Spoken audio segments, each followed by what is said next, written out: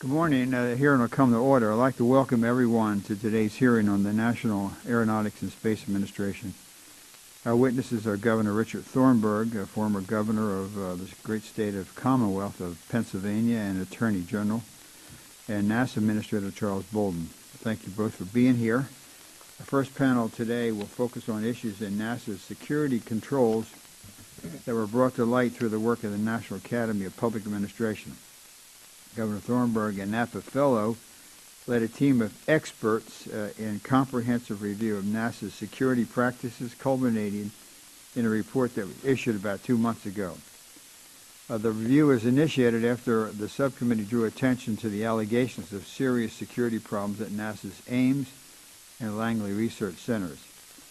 I hope anyone who questioned the accuracy or the motivation of the allegations is listening today, because the review conducted by NAPA, along with separate reviews of the Ames and Langley incidents by the NASA Inspector General, validates that serious problems do exist at NASA and require substantial corrective actions. To my great frustration and concern, the full contents of those reports are restricted, and the publicly available executive summaries are lacking in many of the details and examples that are needed to fully understand the scope of the problem. Nevertheless, I can say that all three reports drive home the need for NASA to revise, tighten, and standardize its security policies, put in place review mechanisms to better identify instances of noncompliance, and more effectively communicate with its employees about security threats, countermeasures, and requirements.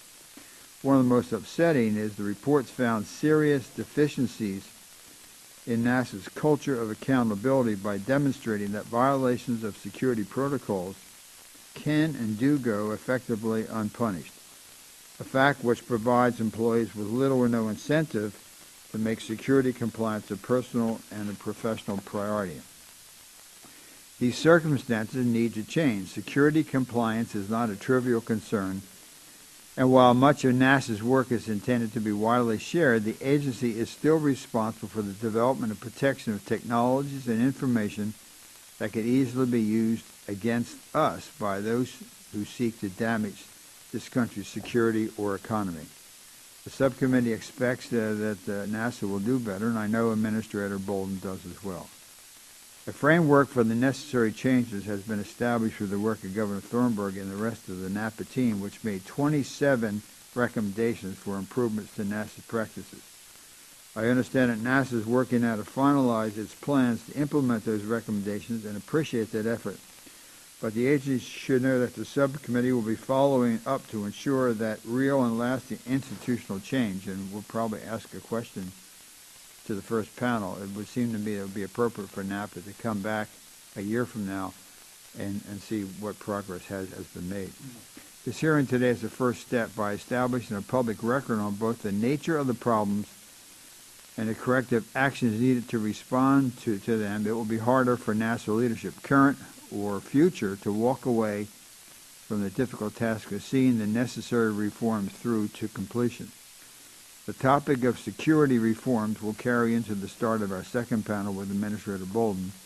We'll have an opportunity to respond to the findings in the NAPA report and outline the agency's proposed responses to NAPA's recommendations. In addition, the second panel will take on the task of discussing NASA's 2015 budget request and the agency programmatic plans for fiscal year 2015. NASA's request of $17.46 billion represents a 1% decrease from the fiscal year 2012 enacted levels, despite the relatively constant government-wide top line. The impact of the proposed decreases, which would primarily affect perennial targets like the Space Launch System and planetary science, is actually much larger than the agency total would suggest, as the full scale of the proposed cuts are obscured by several substantial requested increases, including new funding for the Commercial Crew Program and Space Station crew and cargo transportation. We're anxious to discuss NASA's justification for these changes and their expected effects on the agency's ability to achieve its strategic goals. We also want to consider more generally the efficiency and effectiveness of NASA's operations and its stewardship of federal funds. I'm sorry to say that the confidence that we've seen on some of these series of reports has been really questionable, casting doubt on NASA's decision-making in areas as diverse as potential abuse of premium air travel to lack of control over mobile IT devices to possible favoritism in the awarding of leases. If NASA is going to continue to receive the support of the Congress, it absolutely must do a better job of demonstrating a commitment to fiscal responsibility and compliance with oversight requirements.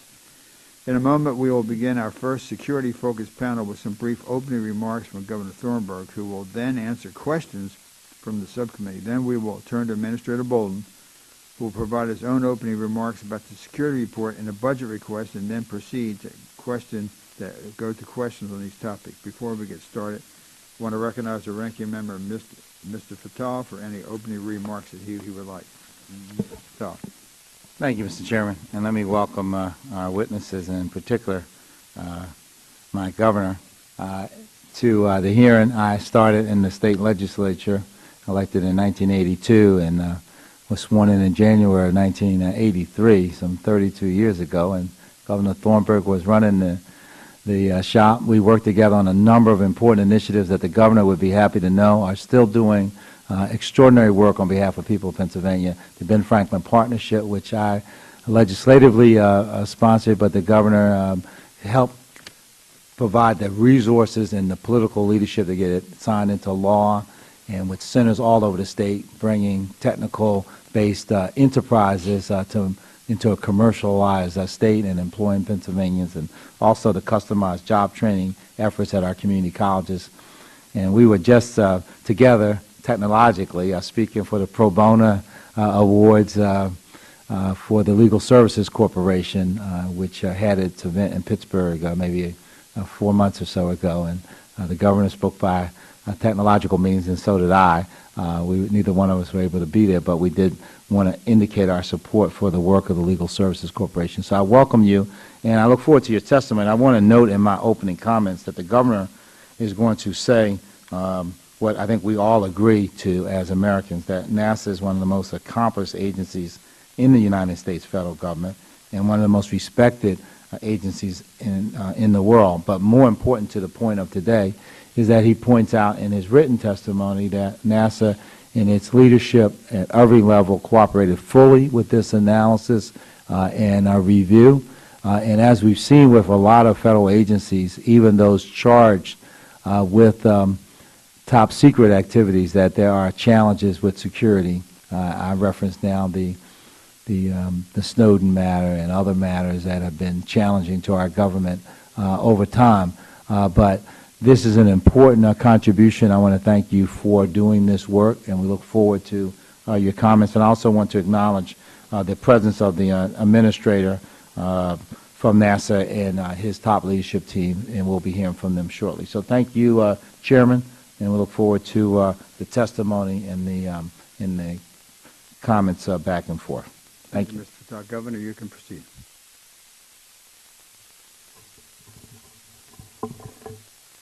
Mr. Chairman, Ranking Member Fattah, and members of the committee, thank you for the opportunity to present the National Academy of Public Administration's assessment of NASA's Foreign National Access Management process. It is an honor to appear before this committee and to present the National Academy panel's findings, and particularly to have the opportunity to provide this information to you, Mr. Chairman, in this your final year in the Congress that you have served so well.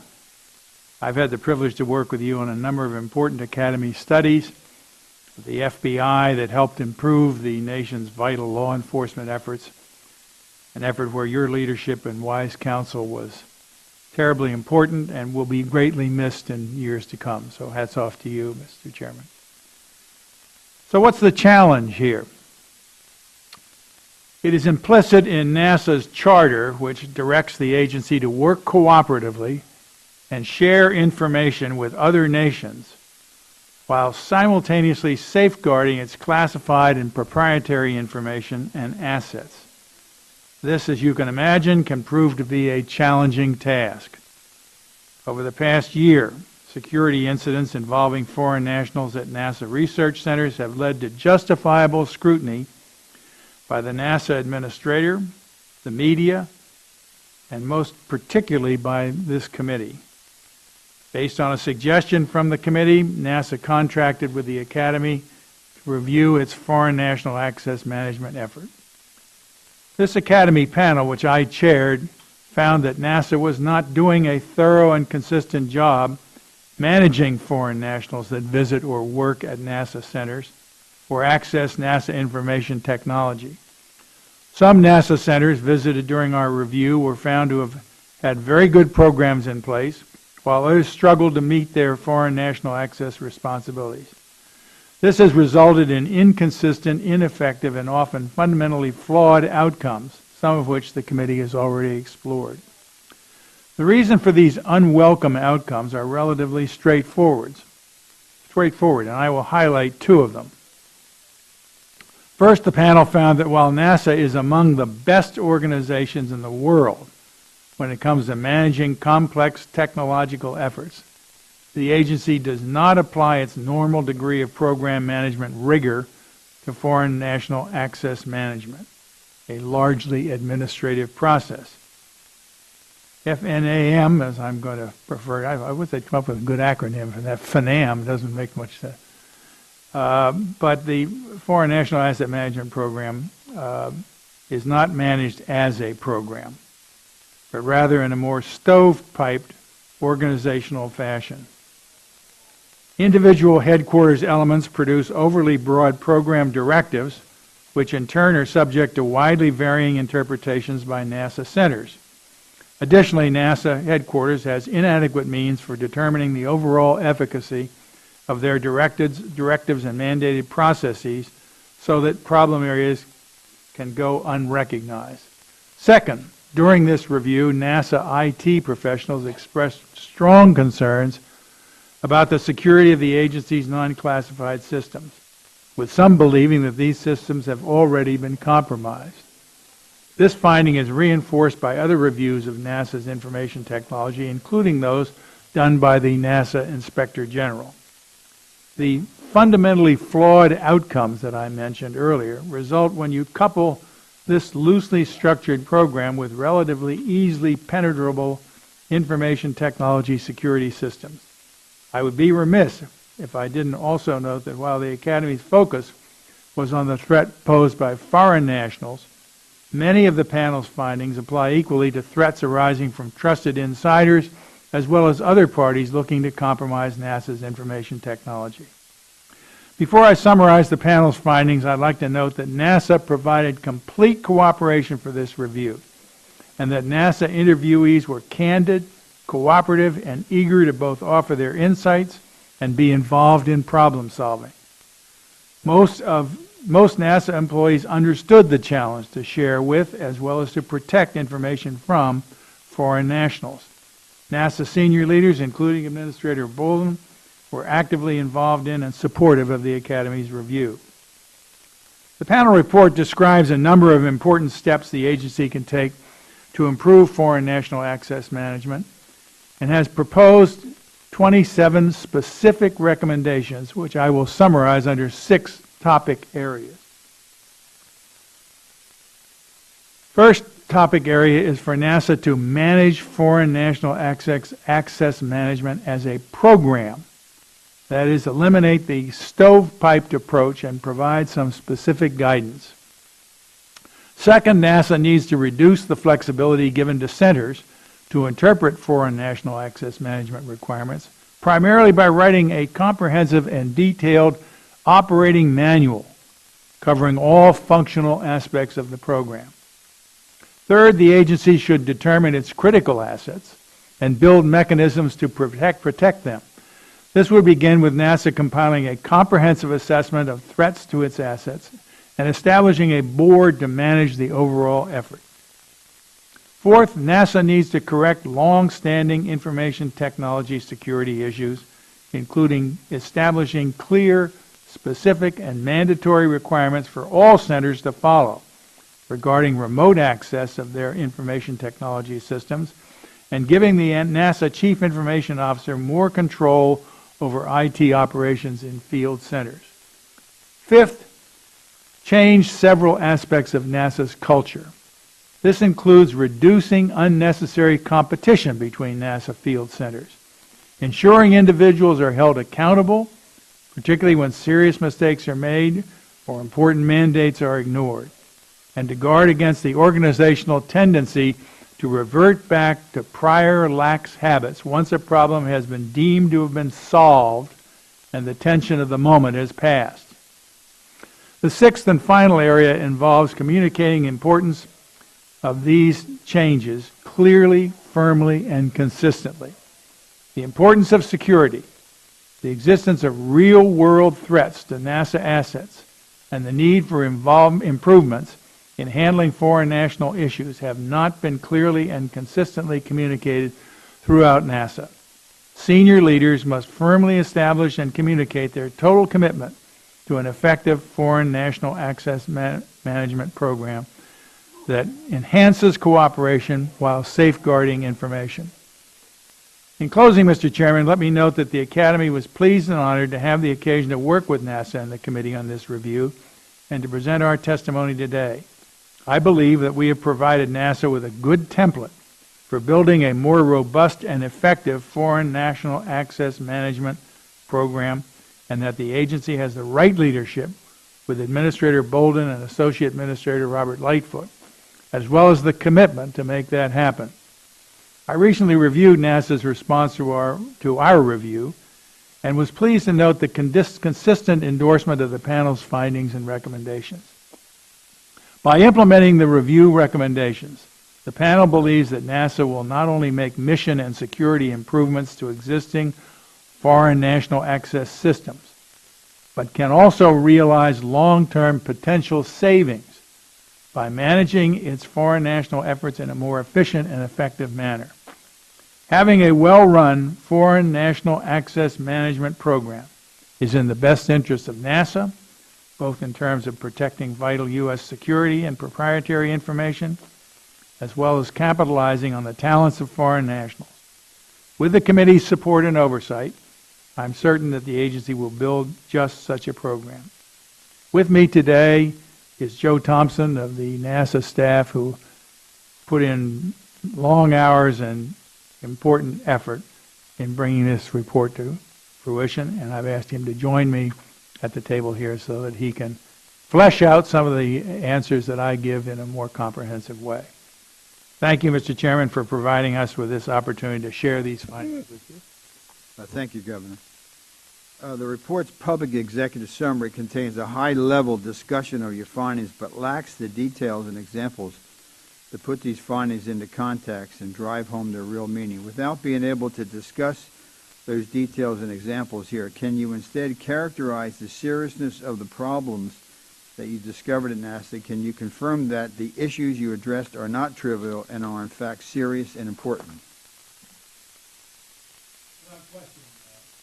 Mr. Chairman, without question, these are insidious threats that are posed to the integrity of an operation that is bound by its charter to interact on an almost daily basis with foreign nationals. And I think that the more attention that's paid to the effort to ensure that our security and our technology is not compromised by access of foreign nationals, which is part of its responsibility, I hasten to add, but that steps be taken to ensure that that cooperation and that program is carried out in a way that's not going to have an adverse effect on our national security. Based on your personal knowledge or any formal evaluations that were conducted as part of the NASA teamwork, how would you compare the level of security enforcement and compliance at NASA with other federal agencies? That's a tough one, Mr. Chairman. I'm not sure I'm in a position to answer that. I would hope that in many respects that NASA is a model for other agencies. But I suspect that in the particulars that we've identified in our report as being detrimental to the integrity of the program, there are counterparts in other areas of government, but our charter didn't extend to that, so I can't really give you a responsible answer. Part of the accountability is punishing the guilty. Another part is ensuring that the innocent know that the guilty have been punished, which promotes confidence in the system and deters future violations looking forward. Spreading the word about ramifications, however, is complicated by legal requirements to keep private many human resource-related actions, such as demotions, letters, or reprimand, or denial of bonuses. What can NASA do to demonstrate the rigor and legitimacy of a system of accountability while still abiding by these human resources requirements?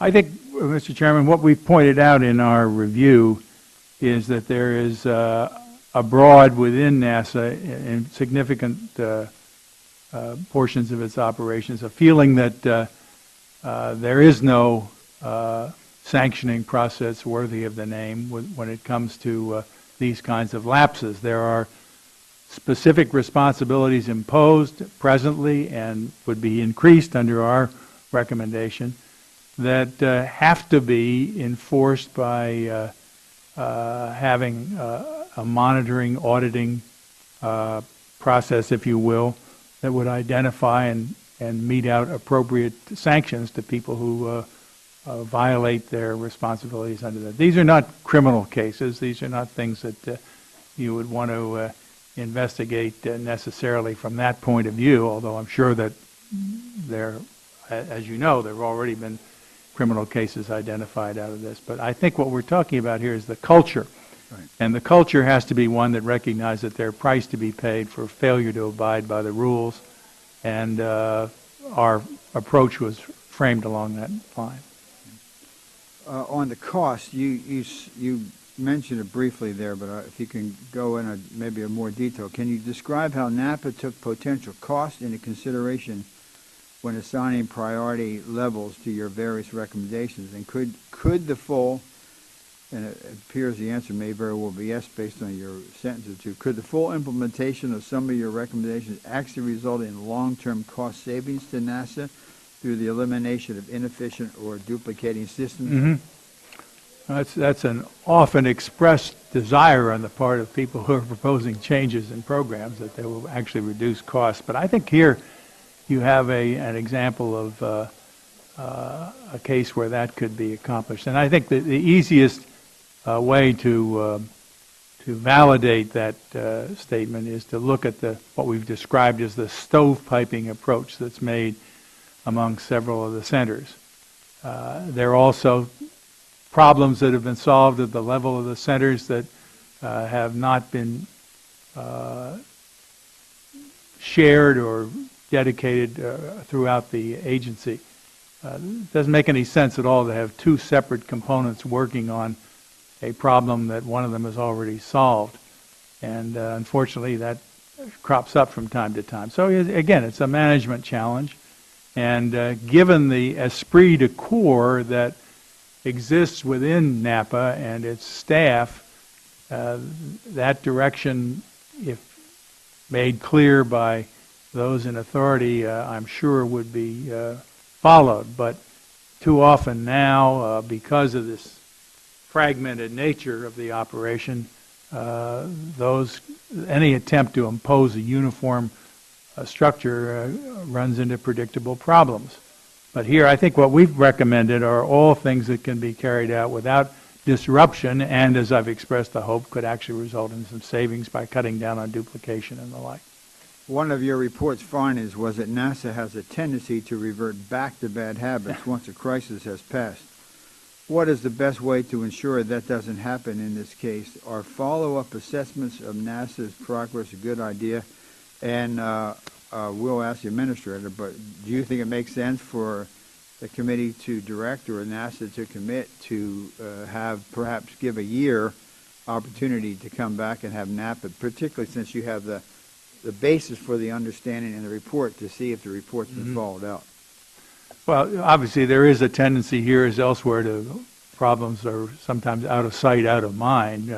If they're identified and not acted upon, their symptoms are going to persist and you're going to have additional difficulties down the road. Clearly, in an exercise like this, where we have undertaken to identify problems and propose some solutions, and audit function somewhere within the government has to ensure that either those recommendations have been followed and implemented, or there's a good reason why they haven't been followed or implemented. And the chairman will recall, I'm sure, the modus operandi that we used in connection with the post 9/11 FBI matter, where initial report was undertaken, followed by a series of more tailored responses to particular problems. I happen to think that that's a good way of doing business. I hope I'm not falling into the category of being too familiar with what has gone forward, but I think there is a need, either inside or outside of the government structure, to absolutely check on whether or not these recommendations have been implemented, or if not, whether there's a good reason why they haven't. I did not see in the administrator's response to our review any strong objection to any of the recommendations made, and therefore would hope that there'd be a smooth, cooperative effort to see that they're implemented. Yeah, the FBI thing went on for how many years? 7 years. Yeah. So, not that this is as difficult as that, but I think there's certainly, and so I think that the committee should carry language, and we'll ask the administrator, but I think... 7 years, you won't be here, and I probably won't be won't here either. Well, no, don't say that. I mean, I think you will be here. Maybe we'll continue. I don't mean in the physical No, sense. I said, but I don't think this will go on for 7 years. Okay. I wanted to cover that for you. And I wanted to call your wife to tell her that, too. Right. But no, I don't think we have to. But I think we do have to look at it one more time. I thought the FBI thing worked pretty well. It worked very well. And we had, as we've had from Administrator Bolden, we had from Director Mueller, full and total cooperation, and someday that story will be told, and it'll be worth telling, because it's a little bit like trying to turn around the Queen Mary when you're dealing with the FBI. It really took a concerted effort on the part of people in and out of government to create what I think today, and preserve what is today, the world's finest law enforcement. Right. The committee felt, and I think that's something that worked very well. I also think you made a tremendous difference, having been the Attorney General of the United States. I don't think the FBI quite felt so threatened that had we brought in somebody who totally didn't quite understand. And secondly, I think it's a tribute to former Director Mulder, that he was at the beginning very open. Last two, and then I'm going to go on to Mr. Fattah just to cover this out. Your panel's intention was to focus on foreign national access to national facilities, systems, and information. But your report makes a number of findings and recommendations on IT security that are broader than just foreign national access. Why did you feel the need to widen the scope of your review in this area, and were you surprised by the scope of IT security issues you discovered at NASA? I think it's a frequent experience that when you start pulling in a loose thread, pretty soon you have the whole cloth in your hand. And here, I think a number of the issues that we looked at in detail predictably leached over into other aspects of NASA's operations, and we felt that, although it wasn't specifically within our charter, felt obliged to take note of that and bring it to the attention of the agency so that they could act on it. I think, look, I've got to admit, Mr. Chairman, I'm a big fan of NASA and a big fan of the FBI, and working on programs, reviews such as this is in no way meant to disparage the efforts that have been done previously or being carried out now to affect the kind of changes that we're talking about. But it's healthy to have an outside review made, and I think that in this case, that review, as I said, inevitably will affect other aspects of the NASA operation that aren't encompassed within the foreign national asset.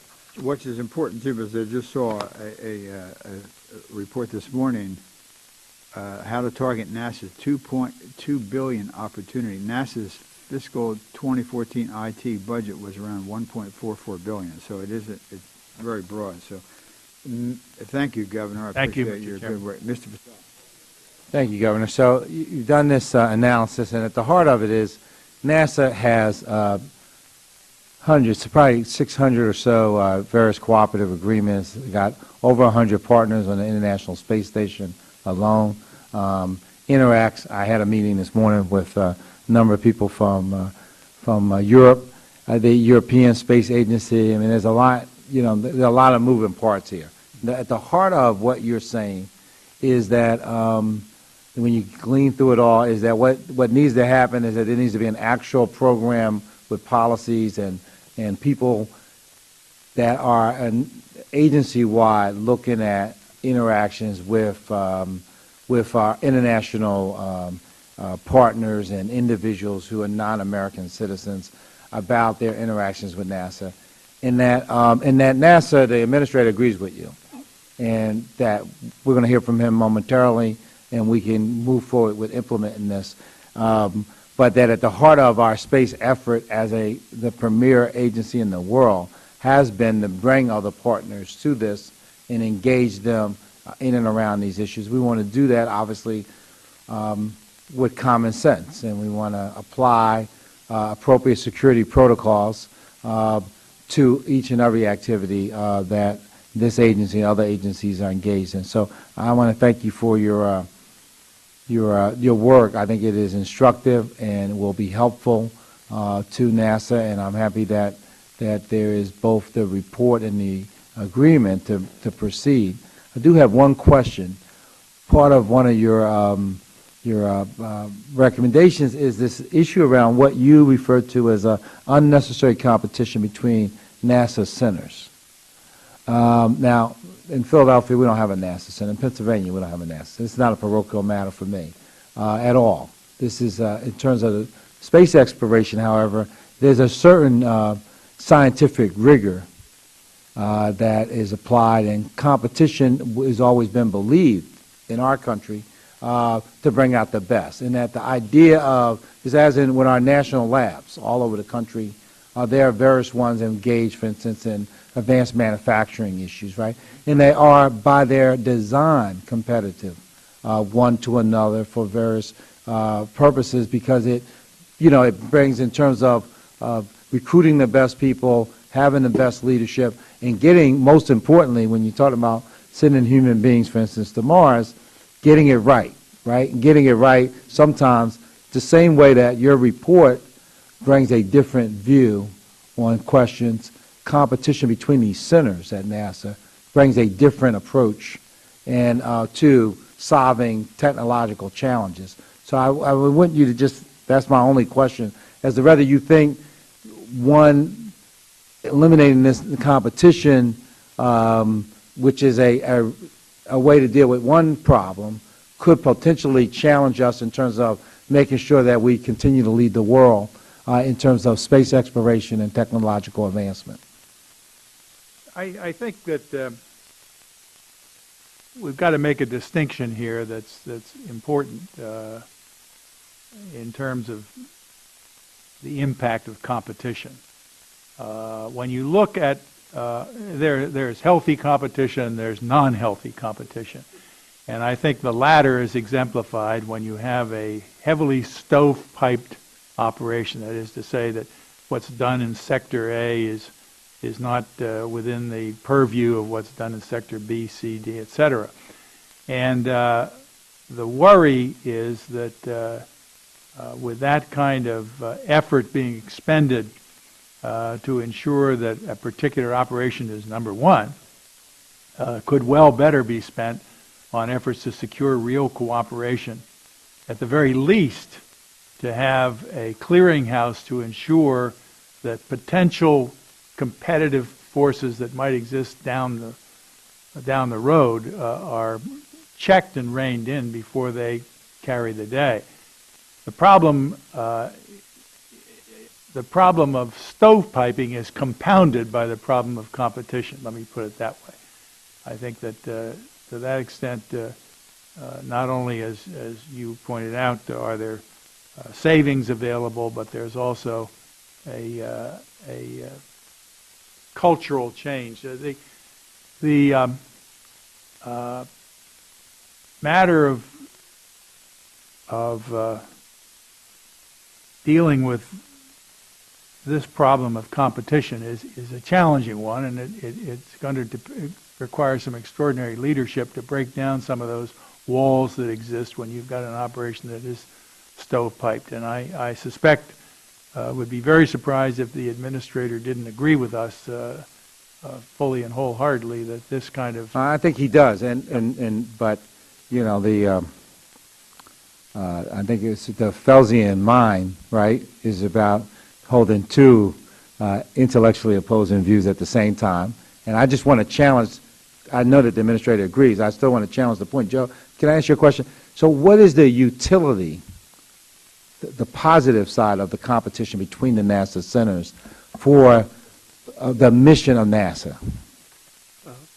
If I could, I think the important distinction is when you're competing in technological areas as opposed to administrative processes. And I think that's the distinction the panel drew, where competition does improve the breed and when it comes to developing technology. But when we did our study and we visited these NASA centers, we'd see a center struggling with an issue that another center had already solved with the same exact process in front of them. And we didn't see that sharing. And the reluctance seemed to be that in one case, you know, there's a lot of competition between NASA centers. I don't think that will surprise anybody on the committee. That, you know, a reluctance to share information will strengthen someone else, and a reluctance to say I need help will make me look weak. So I think that kind of psychology was driving what we refer to, what the panel referred to as unnecessary competition. So, a lot of competition is good, but... All right, so I visited NASA headquarters, right? I'd say a year ago. And I sat in on one of these reviews where they had everybody from all the centers. Nobody knew I was coming, so you know, it wasn't put on for me. This is a regular meeting in which they went through issue by issue area, and they had all the center directors, had all the top leadership staff. It seemed to be a very, you know, rigorous and sharing process in which people were talking about how they were solving problems. So I will dig into this a little bit more. I want to thank you for the report. Thank you for your service to the country, and I thank the chairman. I yield back. Thank you, Mr. Fatal. I just want to stress again, we've tried to be very delicate on this, but if you read the report, the governor's report, it said the Academy found there is little accountability for noncompliance when identified through specific incidents or periodic assessments. We're going to submit this for the record at this point. Another thing he says, due to the fact that NASA's system lacked the necessary controls to protect information, allow foreign nationals access to the networks, and allow remote access, the panel concludes that NASA networks are compromised. It goes on to say NASA's headquarters, officials, and center directors have not, NOT, adequately communicated that strict compliance. Another thing said directives and orders can be seen more as guidance as opposed to mandatory policy. Another thing says after fixing a problem, the agency has a tendency to lapse back in. Another one says a number of the NASA leaders also noted the agency tends not to hold individuals accountable. Another one says certain NASA centers take a more laissez-faire approach with training. And so on and on. So at this point, I mean, this is not just, you know, I think a lot of this should have been released. But then NASA said we shouldn't do it, and I took them at their word.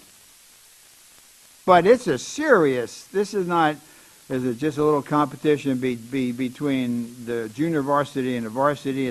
This is serious.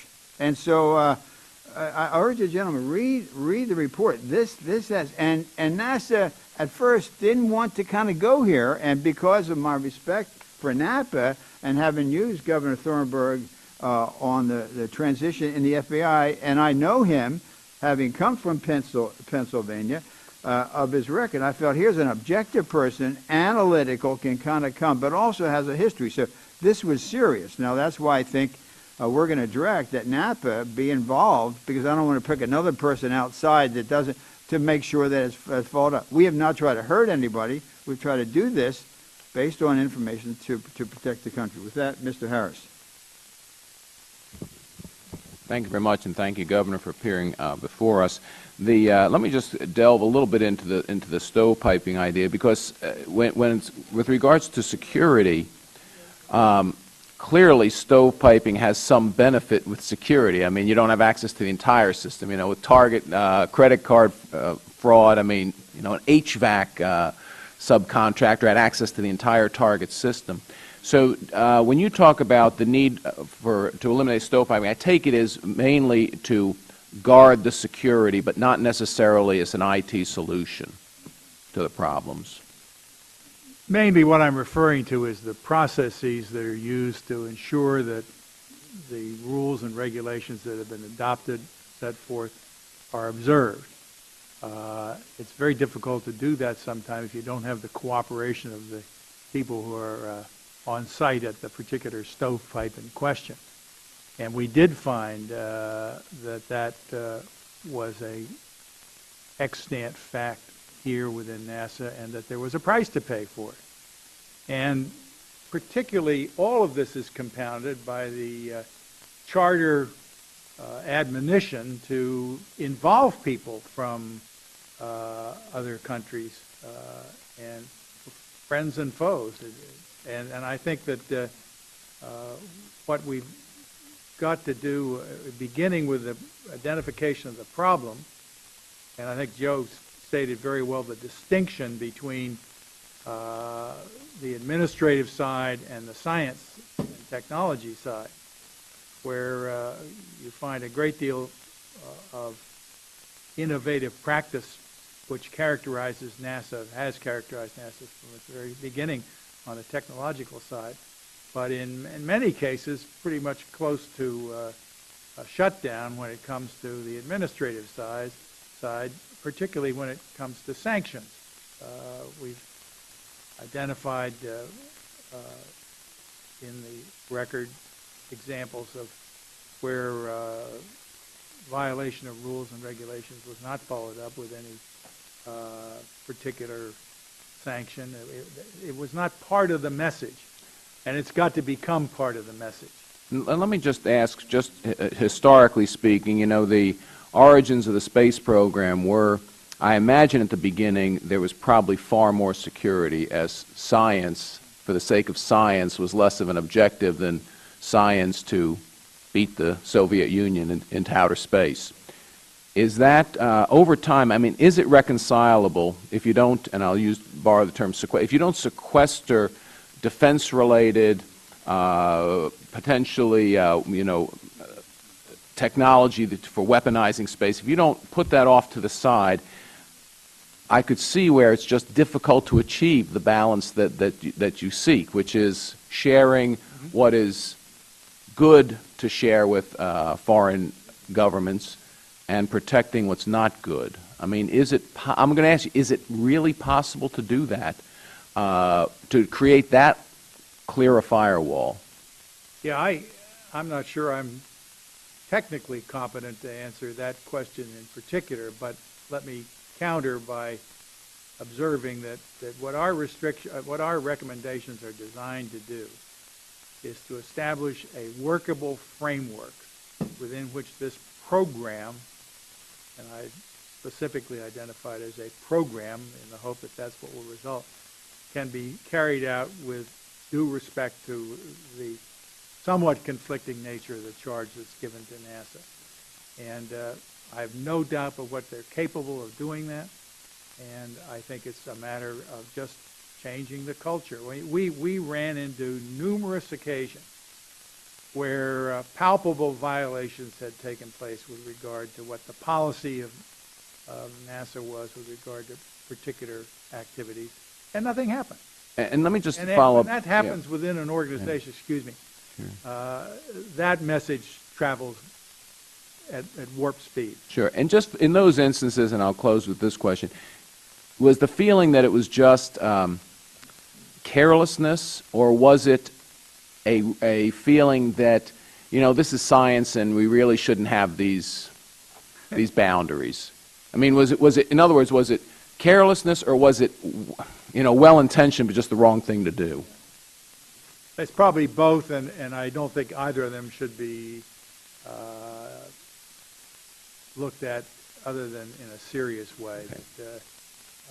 If there is a a laissez-faire, as my French coach here identified for us, attitude that's going to have an effect that transcends what the particular project is, and it sends a message that's not a healthy one.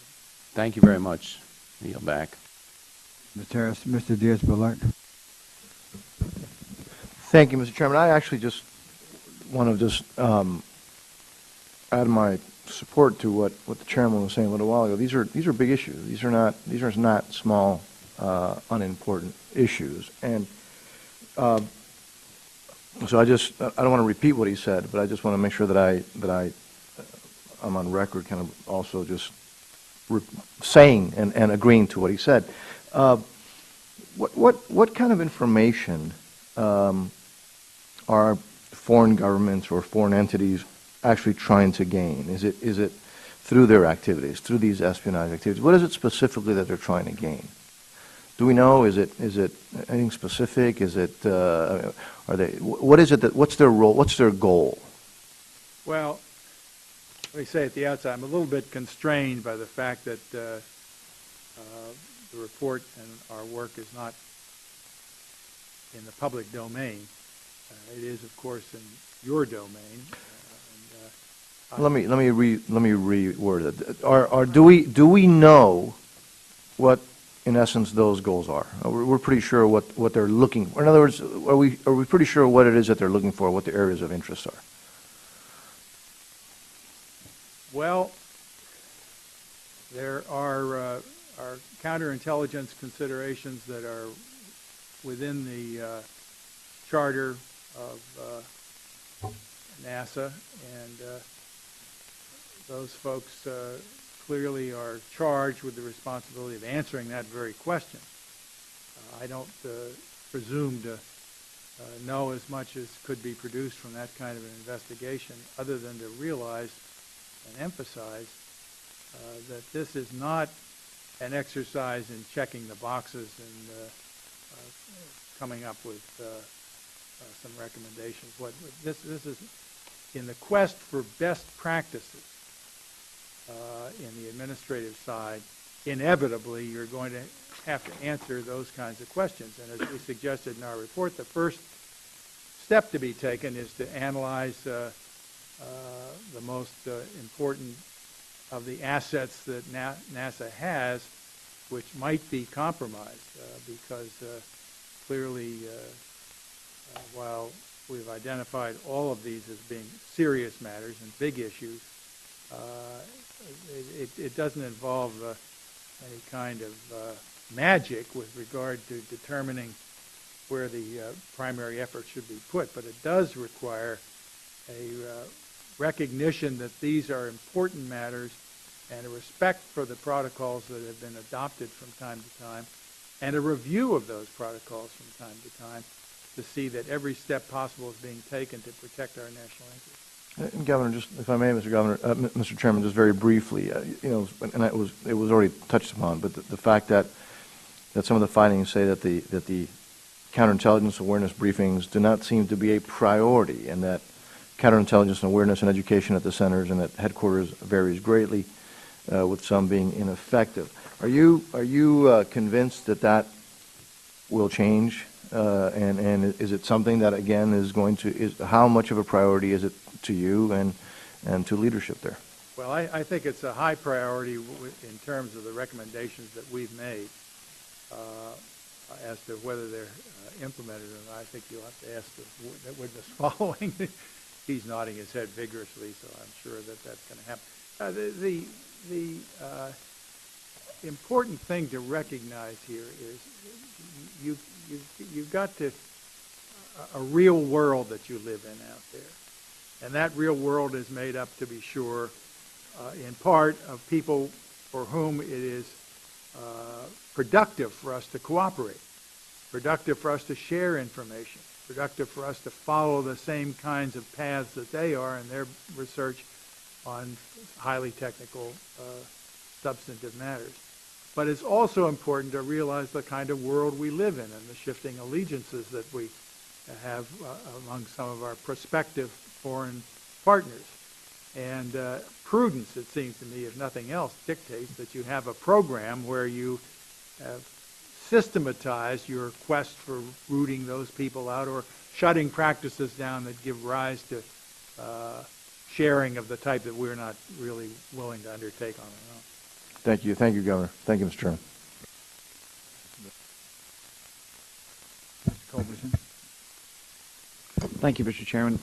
Governor, thank you for your work on this really important problem.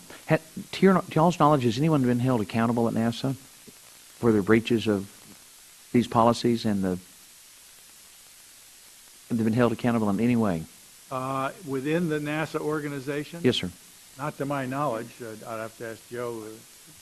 Can't speak for it. I don't know. No consequences of any kind that you're aware of? Not that we know of. And on the contrary, a kind of an uneasiness among key staff people over the fact that things have happened that have not gone. Sure. Haven't been sanctioned. That's a lot of wonderful people in NASA, a lot of patriots. Absolutely. Yeah. Devoted public servants.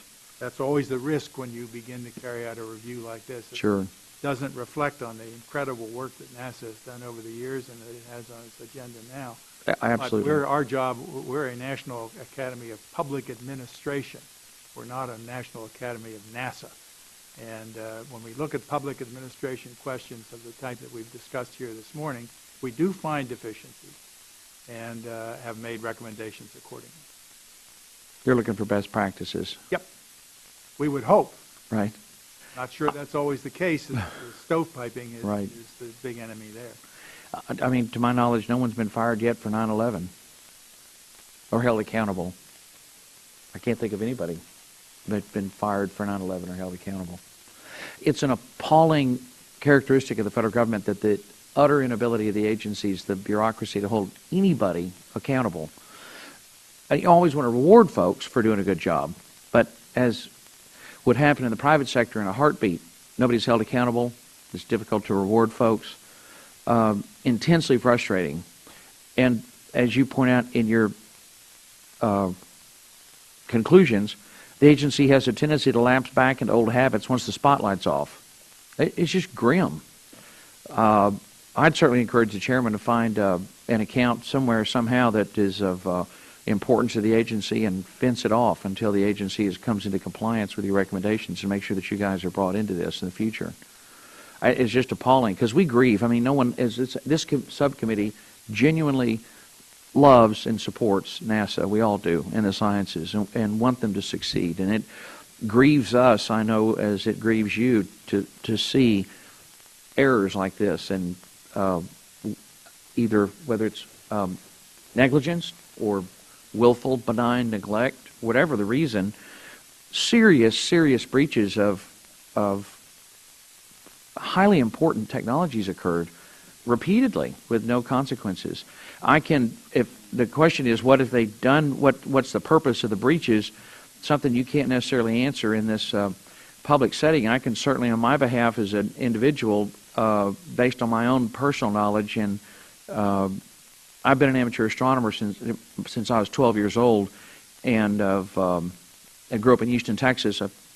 The astronauts and the Apollo program have been a vital part of my life since as far back as I can remember. And just based on my own knowledge and research and work, what would seem to me to be the reason you've got foreign nationals penetrating NASA headquarters and breaching their IT systems and probably already installed, as the chairman said, they probably installed Trojan horses, programs to broadcast information back to whoever planted it.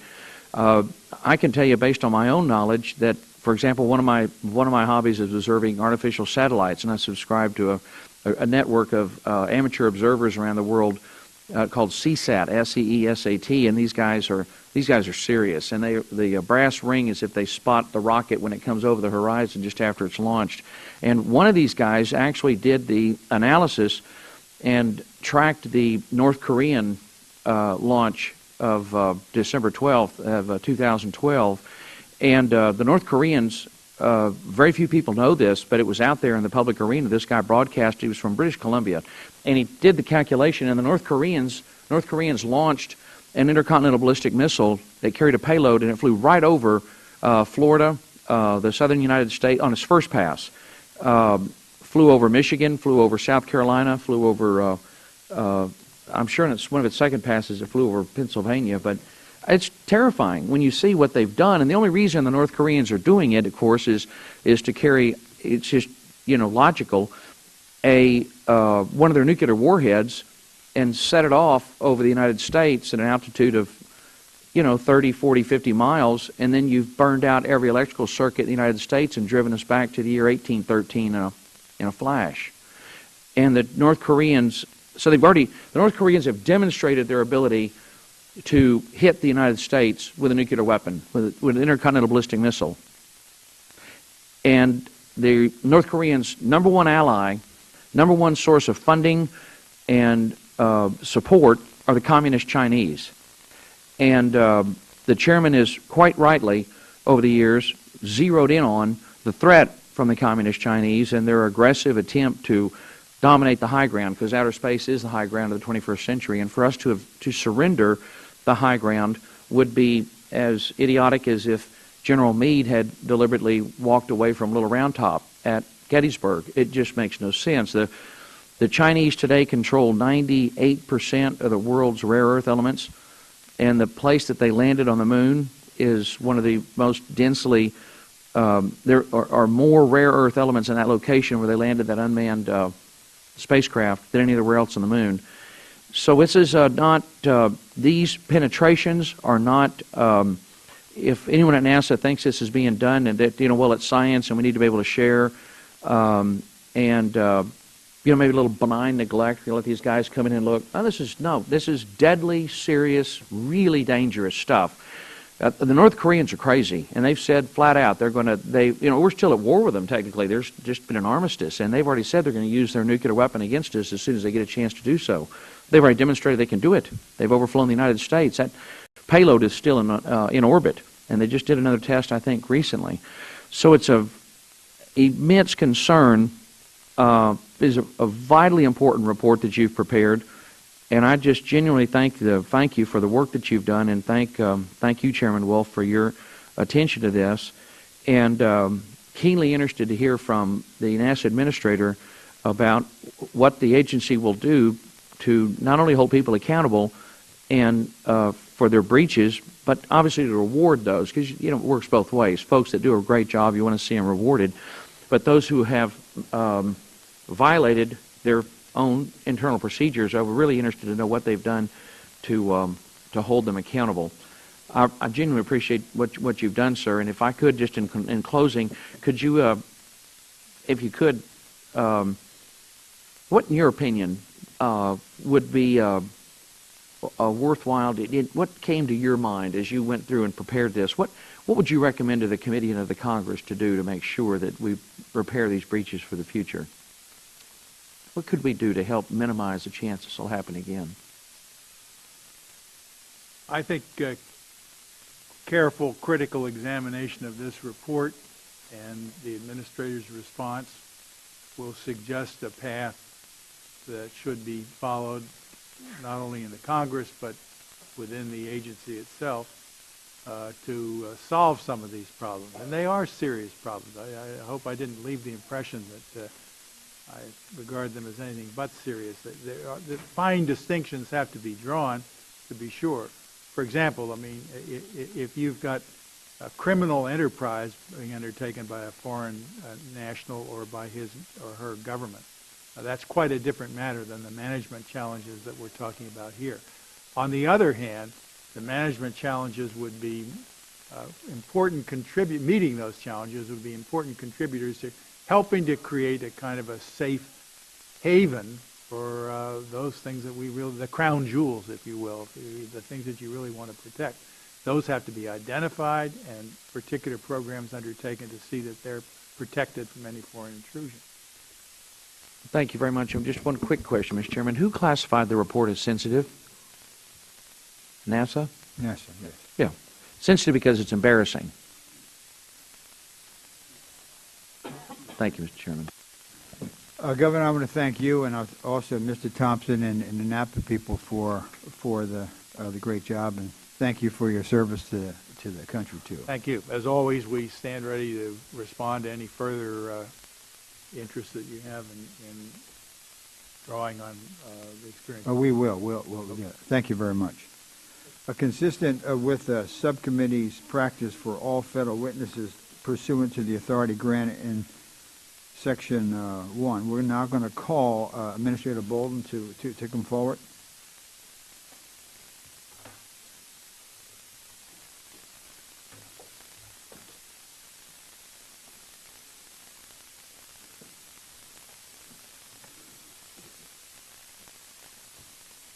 Welcome, Mr. Administrator. Consistent with the subcommittee's practice, federal witnesses, according to the authority granted in Section 191 of Title II of the U.S. Code and Clause 2M2 of House Rule 11, the Administrator will be sworn in before testifying. Mr. Bolden, will you please rise and raise your right hand? Do you solemnly swear or affirm that the testimony you're about to give will be the truth, the whole truth, and nothing but the truth? I do. Thank you very much. Let the record reflect the witness answered in the affirmative. Administrator Bolden, your written statement will be made part of the record. You can proceed as you see appropriate. But welcome. Thank you. Mr. Chairman and members of the subcommittee, I first want to thank you, Ranking Member Fattah, and all members of the subcommittee for the final FY14 appropriation, which is allowing us to make substantial progress on our shared priorities. Our FY15 request builds on that appropriation. The President's $17.5 billion budget request affirms the bipartisan strategic exploration plan agreed to with Congress in 2010, and it keeps NASA on the steady path we have been following, a stepping stone approach to meet the President's challenge of sending humans to Mars in the 2030s. The International Space Station remains our springboard to the exploration of deep space and Mars. Our commitment to extend it until at least 2024 ensures we'll have a unique orbiting outpost for at least another decade. This means an expanded market for private space companies, more groundbreaking research and science discovery in microgravity, and opportunities to live, work, and learn in space over long periods of time. Astronauts aboard the ISS are helping us learn how to safely execute extended missions deeper into space. Later this year, we'll see Exploration Flight Test 1 of Orion. NASA's pressing forward with development of the Space Launch System and Orion, preparing for an uncrewed mission of the two together in FY18. The budget also supports the administration's commitment that NASA be a catalyst for growth of a vibrant American commercial space industry. Already, two companies, SpaceX and Orbital Sciences, are making regular cargo deliveries to the space station. Later this year, we'll move beyond commercial cargo and award contracts to American companies to send astronauts to the station from American soil and end our sole reliance on Russia. If Congress fully funds our FY15 request, we believe we can do that by the end of 2017. Unfortunately, due to reduced funding in the past few years, NASA will need to extend our current contract with the Russians and purchase more seats on the Soyuz spacecraft. Instead of investing millions of dollars in the U.S. economy to support American jobs, we'll be spending that money in Russia. While I appreciate all of the funding this subcommittee has provided in recent years, I ask that you fully fund our 2015 request for this critical priority. Budgets are about choices. The choice here is between fully funding the request to bring space launches back to American soil or continuing to send millions to the Russians. It's that simple. In addition to continuing ISS research, strengthening partnerships with commercial and international partners, and building the next generation heavy lift rocket and crew capsule to take our astronauts farther into space than ever before, our stepping stone approach includes a plan to robotically capture a small near-Earth asteroid and redirect it to safely to a stable orbit in the Earth-Moon system where astronauts can visit and explore it. Our asteroid redirect mission will help us develop technologies including solar electric propulsion needed for future deep space missions to Mars. We also enhance detection and characterization of near-Earth objects and improve our understanding of asteroid threats to planet Earth. NASA's FY15 request continues support for science missions, heading toward destinations such as Jupiter and Pluto. It enables NASA to continue making critical observations of Earth and developing applications to directly benefit our nation and the world. It maintains steady progress on the James Webb Space Telescope toward its 2018 launch.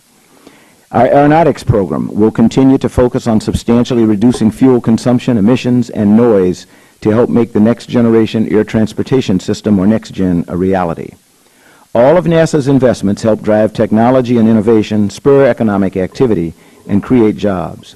That's why the President's Opportunity, Growth, and Security Initiative, with congressional approval, will provide NASA nearly $900 million in additional funding in FY15 to focus on specific areas where we can advance our priorities.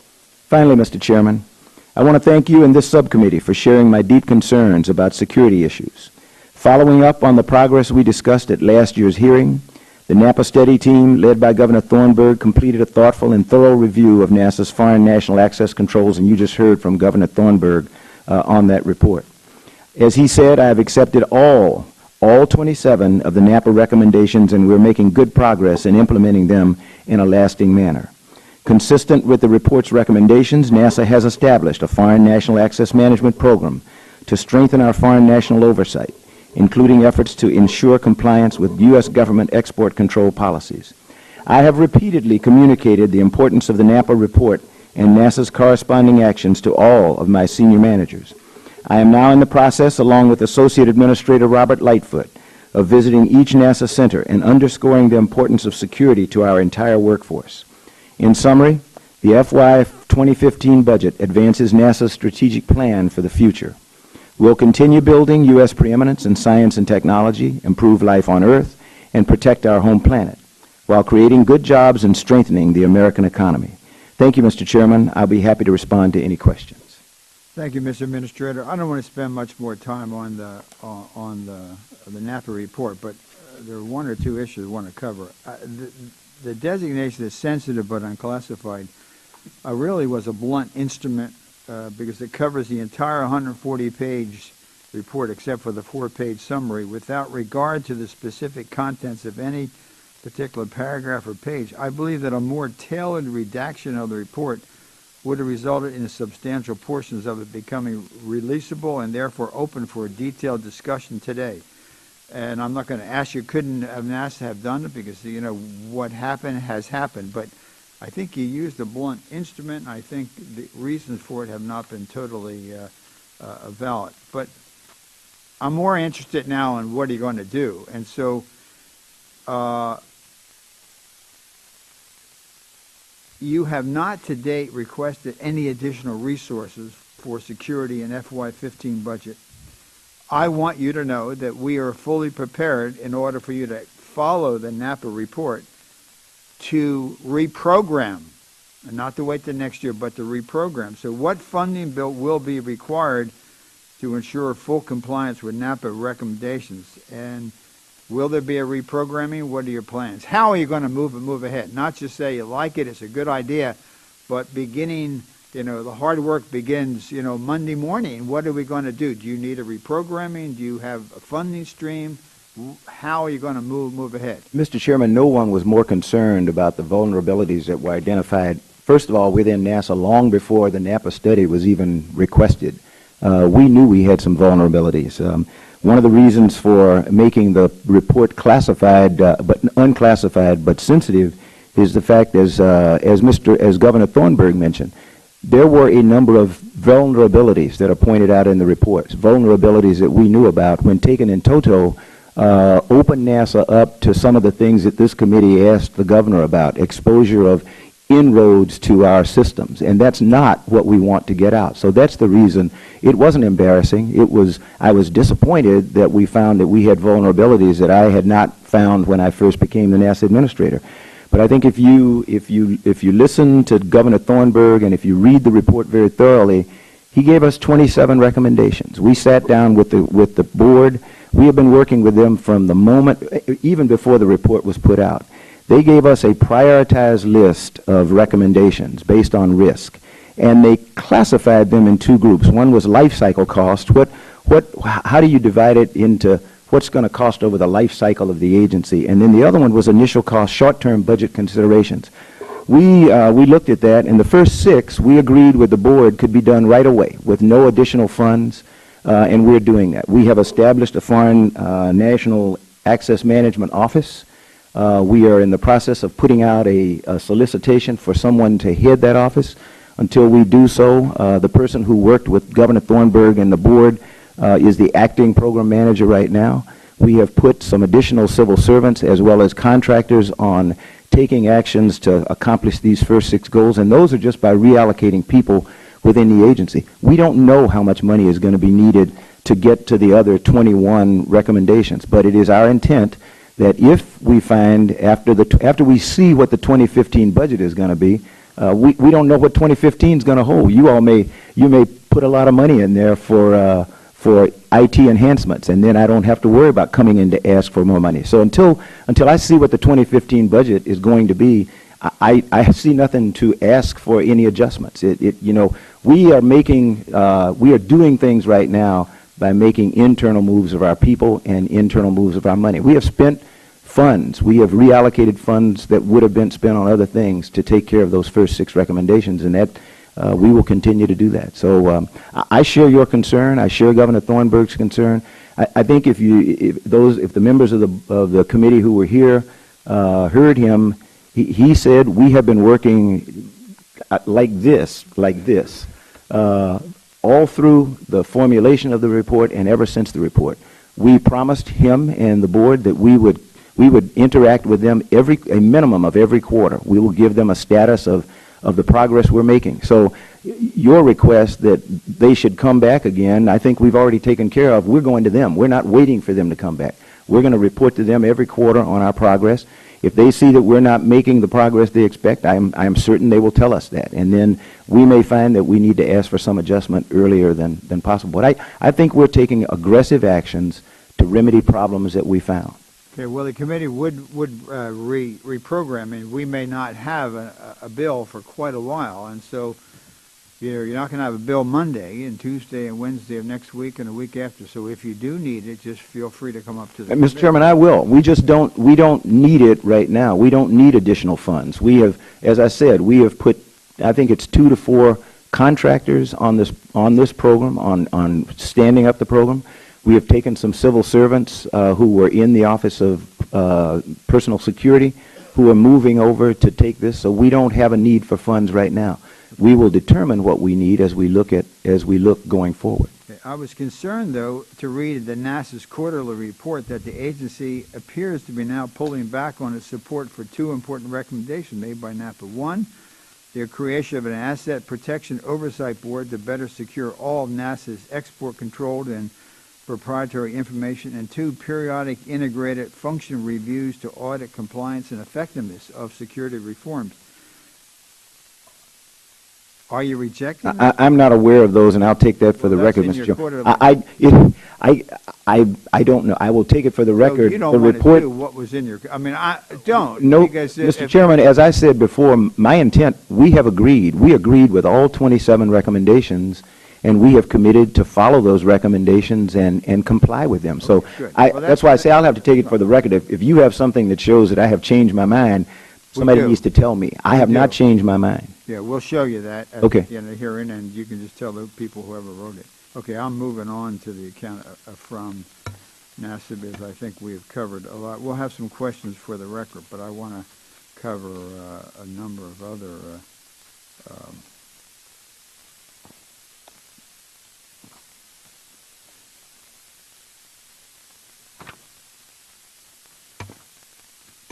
NASA's proposal for an asteroid retrieval mission, ARM, remains vague, which complicates the committee's ongoing attempts to evaluate its merit. For example, NASA is already revisiting one of the fundamentals of the entire concept by considering the possibility of breaking a small piece off of a larger asteroid rather than capturing a small asteroid in its entirety. When will you have a final mission concept proposal available for Congress? Also, how much is included in your fiscal year 2015 for the mission? Mr. Chairman, we requested in the 2014 budget $105 million, which we are spending. We requested a slight increase in 2015. I would refer the committee to either screen here because I think it will help me explain the concept itself. And we have not changed anything in the concept development. You made the comment that we are already backing down on the concept of retrieving a small asteroid. We have always been looking for the best options for carrying out this mission. We have had public forums. We have had 3 to date. We just recently had another forum at NASA headquarters where people from around the world came in and gave us their ideas on the best way to carry out this mission. So we are in the formulation phase. It is very early in the development of any mission of this type. As I have told people, we are going to assume a lot of risk with this mission. We're not going to do the standard NASA mission development that would cause it to cost a small fortune. We're looking at trying to keep the cost of the mission down. We are looking at utilization. We're looking at the development of technologies. Solar electric propulsion is primary. That is the #1 goal for our Space Technology Mission Directorate. They are singularly focused on that above all else. So everything that we're doing is dedicated to finding the technologies that we need to conduct this mission, so that when we have the SLS and Orion ready to carry a crew to lunar orbit, that there will be an asteroid or a portion of an asteroid there for them to sync up with and carry out the types of proving ground activities that we need if we're going to go on to Mars. It's really critical. The other thing that we need, and I have to go back to, is we need a low Earth orbit infrastructure from which to operate. The International Space Station is our toehold right now. The President recommended extension of station to 2024, which is vital, absolutely vital. We are not requesting any additional funds over what we already have in our run out from the 2014 budget in order to take station to 2024. But it is good news to industry, it's good news to the science community, it's good news to our international partners. But we have got to have an American capability to get our astronauts there. Otherwise, I'm going to have to continue to pay the Russians for transport. So my #1 objective in meeting with this panel today is to help everyone understand the critical importance of supporting the President's full request for $858 million for commercial crew, because that is an integral part of the low Earth orbit infrastructure, which is step 1, our Earth-reliant step. If we don't have that infrastructure in place, everything else breaks down in terms of deep space exploration. So I will keep coming back to that point. Yeah, I'm going to go to Mr. Vitale, but end this with the mission, though, does not seem to have captured, we're back to what we were talking about, the asteroid, does not seem to have captured imaginations among Congress or the American public. I think, and I could be wrong, the authorizers, do you know what the authorizers did on this? Mr. Chairman, the authorizers are... Their draft bill, Diane said the draft bill would prohibit. Go ahead, and I can finish, or if you want to go. No, I would love to hear where they are today, because the last time I talked to them, I'm hoping I can find out where they are. We have also not heard much from your international partners about their interest or lack thereof. But a National Research Council report, which the subcommittee, as you know, established several years ago, from last year, noted that the enthusiasm for the concept was low. Have you received any indication of support or interest from your international partners, and have any such indications of support been formalized? Mr. Chairman, quite indeed, everything has been formalized. Since subsequent to the NRC report that came out, 12 nations in the world, 12 spacefaring nations have signed a document called the Global Exploration Roadmap, in which they all agree with President Obama that 2030, sometime in the 2030s, is the time that humans should be trying to get to Mars. That along that road there must be a stepping stone approach, and those 12 signatories said that an asteroid redirect mission is an important part of that for technology development. That we still need, there is a need to go to the moon, that there will be commercial interest, there may be international partner interest in getting back to the moon. The U.S. never left the moon, by the way. We have been there from the days of Apollo, and we remain there today. We had 31 nations of the world assembled at the State Department back at the beginning of this year for an international exploration summit. 30 31 nations of the world sounds like some interest and enthusiasm to me. What was most impressive in that forum, that two-day forum, was the number of nations who would not otherwise have had an opportunity to participate in exploration, saying how excited they were about joining the United States and our other partner nations in pursuing such a bold goal as to get humans to Mars. They wanted to know, how do we get involved? How do we become a member of the team? How do we get involved with the asteroid redirect mission? I mentioned the forum that we had last week. I would encourage all of you to Google junior high school Raleigh, North Carolina asteroid, and you will find the most incredible video about a team of 7th grade students who over the past year have identified, using the data that NASA and other nations have made available, identified 4 new asteroids. I'd say that's pretty interest. That's interest that we did not see before. So I disagree with anyone who says that there has been no interest generated in this mission. Mr. Patel. Thank you, Mr. Chairman. Thank you, Mr. Administrator, for your extraordinary service to our country. Just to, for the record, and obviously you know of your great work, but I want to put this on the record for the Congress. Now, after graduating from the Naval Academy, you flew over 100 combat missions on behalf of our country. Sure. And after you went into the astronaut program, you returned after your last shuttle mission to our armed forces. You went back into active duty with the Marine Corps as a deputy commandant midshipman.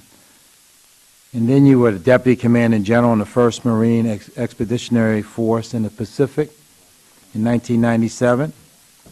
And you were the Commanding General of the 1st Marine Expeditionary Force in support of Operation Desert Thunder in Kuwait. And you were promoted to your final rank as Major General in 1998 and Deputy Commander of U.S. Forces in Japan. And you received a number of awards and acknowledgement for your military service, including the Distinguished Flying Cross. And you, obviously, as leading NASA, you are still committed to protecting the United States of America. I am very much so. And sir, that's the reason I mentioned in my opening remarks, no one was more concerned than I when we discovered the vulnerabilities we had in our foreign access program. Well, I want to thank you for your bravery and for acting with courage on behalf of our country. Thank you very much. And I want to ask you some questions now about where we are. Given the situation, we had 2004, after the shuttle disaster, there was a commission set up by and conducted a review. And in the Bush administration, the report that came out, let me just find it, said that you wanted to, that it was important to retire the shuttle. Yes, sir. This was in 2004. This was a report about the vision of for NASA going forward. Yes, sir. And the this vision for space report exploration laid out a timeline that, in essence, created a 4-year gap in Yes, which sir. we would not be able to take, the United States would not be able to take astronauts to the space station. That's correct, sir. So when the public is thinking about where we are and why we have to pay upwards of $50+ million for the Russians to transport astronauts, this was a decision that was put in place by this report. I want to put this title into this Vision for Space Exploration. Yes, sir. It was published in 2004, and it directed NASA to, quote, retire the space shuttle as soon as the assembly of the International Space Station was completed. Yes, sir. And we Right? did that. We successfully right. retired the shuttle in And it was 2011. necessary to retire it because Yes, of it's putting the safety of our astronauts. I don't. But We I can just talk want about it. to. I don't think it was I just an want issue to of put. safety. It was an issue of being able to explore. It was I got It was you. an issue of being able to explore, and we couldn't continue to operate shuttle. All right. We needed Okay. the infrastructure. And some felt it was also that the fleet was at a Oh, point where it yes, needed sir. to be retired, right? Yes, sir. The point is that this gap exists and it was predetermined. Yes, sir. And now we have a new circumstance because we had a situation in Ukraine. Yes, sir. And so when you come to us today and say, well, you need 840+ million for commercial crew. Commercial crew was a hard-fought issue because there were those who wanted to hold on to the old NASA. Yes, sir. And then this administration, the Obama administration, was pushing this new thrust, which was let's commercialize lower Earth orbit. Let's take American ingenuity, American companies, and let them compete to transport cargo and crew to the space station. And we've now, you successfully, working with the private sector, have a number of companies that have competed, have gotten contracts with NASA, and are going for it in terms of delivering cargo. And now we want to move to crew, which is what this $848 million is all about. And so your request to us is important, not because it's just you want to continue the program, but in light of what's happening in the Ukraine, it's critically important. We have a space station we spent billions on, right? We got to be able to get, if we want biomedical experiments, which I do, in neuroscience and in other areas to continue, and we want other science to take place there, we got to be able to get back and forward. And we don't want to be in a situation where we don't have the capacity to do so. So in the only way that is envisioned to do this, there aren't any more space shuttles to do it. No, sir. The only way to do this is through these private companies that have now been established. I went and visited one of these companies, SpaceX, out in L.A., and they were building these rocket ships right there with American ingenuity and suppliers. The supply chain is American.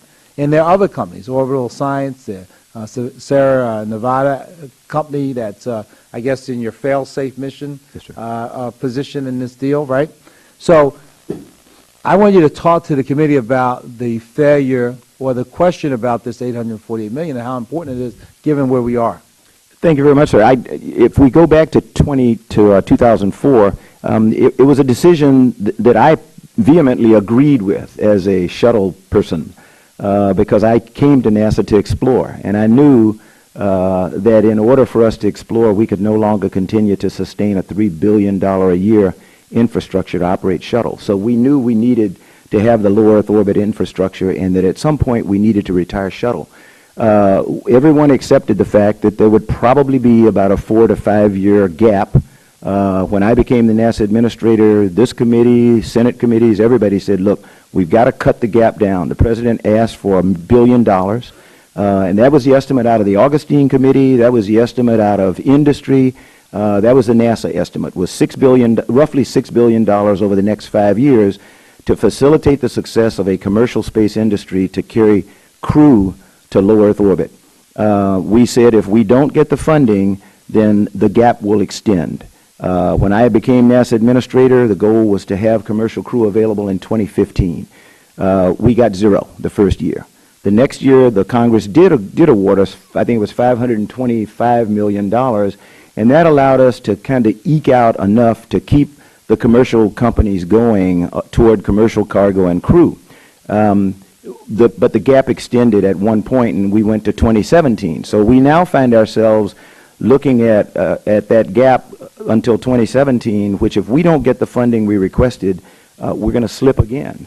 $858 million is important for two reasons. One, it allows us to have a chance at having competition. And hopefully no one on this committee will argue that competition will keep the price down. Competition is good because that's the American way of doing business. And the second reason is because it allows us to have faith that we can get to the 2017 date. So it allows us to buy down risk. I would like to have $1 billion a year. That's what we said, $6 billion over 5 years. We have found a way working with industry that we can eke it out by spending a little bit less than that, but that's not the way to operate.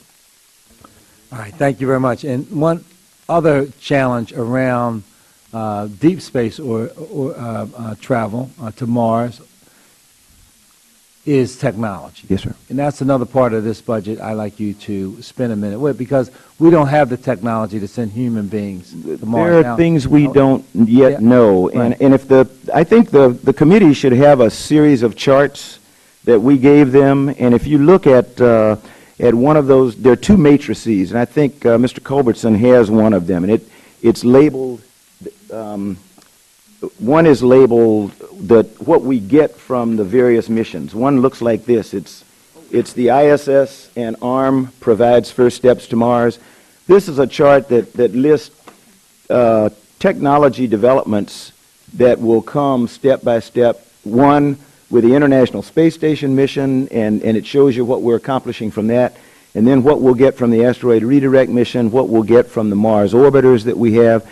There's another set of charts that show you the medical hurdles to getting humans to deep space, and it shows you how we're buying down risk bit by bit with every International Space Station increment, with a flight in our proving ground where we develop more robust environmental control and life support systems, and that's the one that's called Human Exploration and Operations, Human Research Program Integrated Path to Risk Reduction. So we've had these matrices looking at risk reduction for a number of years. We continue to be asked, what's the roadmap? Where are you going? This is a pretty detailed roadmap of how we're going to do exactly what you're talking about. We have human risks that have to be retired. We have known this. This has been vetted by the National Research Council and other outside organizations away from NASA. We have had our technology development roadmap that has been vetted by the National Research Council. That was done the first year that I was the NASA Administrator. So we've been on this path since 2009. I can't help that people want to refuse to accept the fact that we are on a progressive, step-by-step path to get humans to Mars in the 2030s. And technology development is critical. Solar electric propulsion we need. Optical communication so that we can get voice and data back to Earth in much bigger bundles than we do today. Valuable also to the DoD and the intelligence community, because all of you have heard people talk about the pipe. The U.S. has little pipes for getting pictures and imagery and everything back down to Earth from space, from airplanes and everything. We're trying to develop the technology to...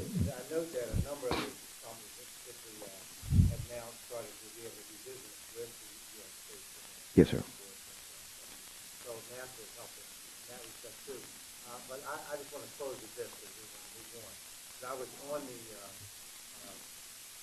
missile control floor at the Jefferson Laboratory on the day and at the time and at the moment with the Mars rover landing on Mars. It was captured the imagination of the entire world.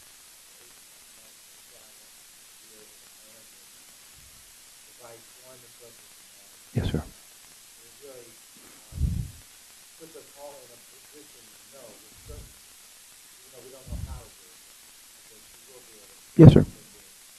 We can do that. That's right. I want to just kind of, thank you, Mr. Correct your record. I wasn't going to get into this, but I think you've misled people if you were to listen to where you are. The Congress has provided a lot of funding to commercial crew, particularly once you take into account the larger fiscal situation. There's never been a year that it was zero. One, it was 312, that was the authorized level, then 406. 525 was actually above the level.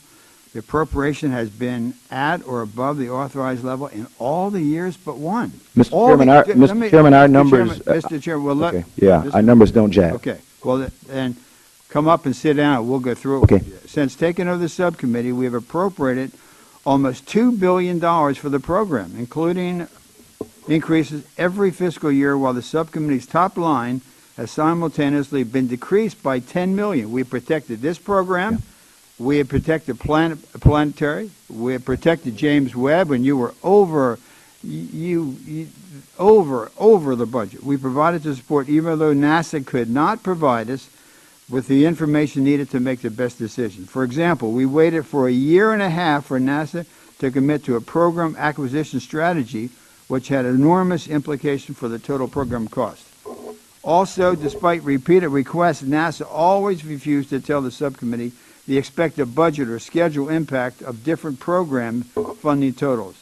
As a result, we were often required to make decisions in an information vacuum.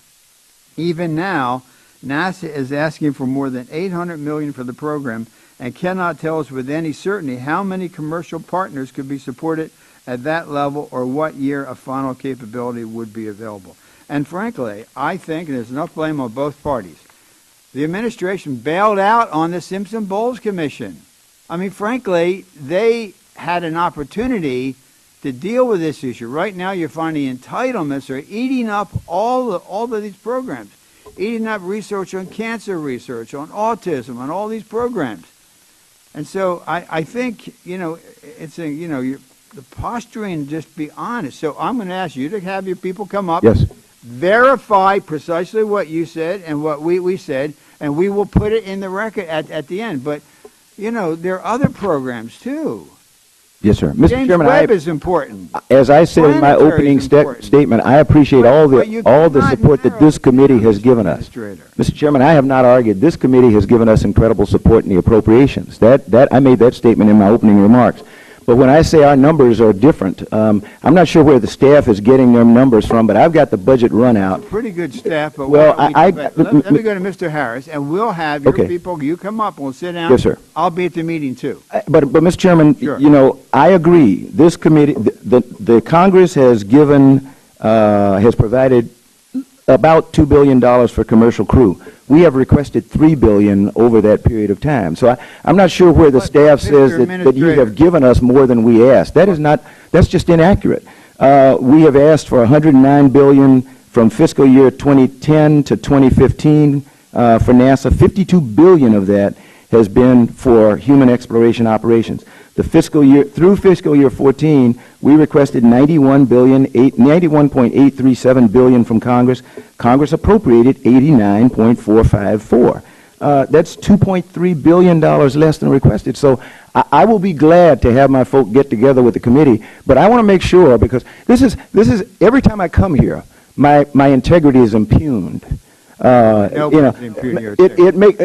Chairman, you may say that, but when you say I have misled the committee, when you say I'm giving incorrect numbers, I am going to have my team sit with your committee, and we're going to resolve where the difference is, because I do not believe they can show me where any committee of the Congress has appropriated more money than the president asked for commercial crew. That is just not true. I don't think anyone. We have spent $12.5 billion since I've been the NASA administrator on SLS and Orion. $12.5 billion on SLS and Orion. SLS and Orion are on target right now for the projected launch date that we said. We haven't given you definitive, this stuff takes time. We're going through a key decision point process right now on SLS and Orion. So when they say I haven't given you something on commercial crew, I haven't done that with SLS and Orion yet. We haven't reached the point where we have said we commit to this amount of money for SLS and Orion, and we commit to this launch date. The process that NASA and every other government agency follows, there is a point at which we make a promise to the Congress. We did that, as you said, with the James Webb Space Telescope. We promised you a 2018 launch for an $8-point-some-odd billion budget. We are on target on cost. We are a year ahead on schedule. So now when the staff says we are going to get to the bottom of this, because I am tired of having my integrity impugned by members of the committee and the staff. I'm offended. What was the original estimation for James Webb? The original estimation for James Webb, made by many predecessors of mine, was, I think it was $800 million. Well, it was first priced out at around $400. And let me tell you, as I said to Senator Mikulski, what will the cost be in final? What will the cost be in final? What will the cost being funded for James Webb? Yes. I think we have always gotten what we asked for James Webb. What will the final cost be for James Webb? Oh, it's $8.5 billion. I think I'll take it for the record to give you the precise amount. And that cost estimate came out when I came before the Congress and said no one is as embarrassed or ashamed as I am that James Webb has gotten this much out of control. We may talk about accountability. We made changes in the management at the Goddard Space Flight Center, at headquarters. We worked with our prime contractor. They made changes in their management structure. We reformulated our spending plan, and we brought that back to the Congress, and we got blessing from the Congress. And we're on our spending curve right now.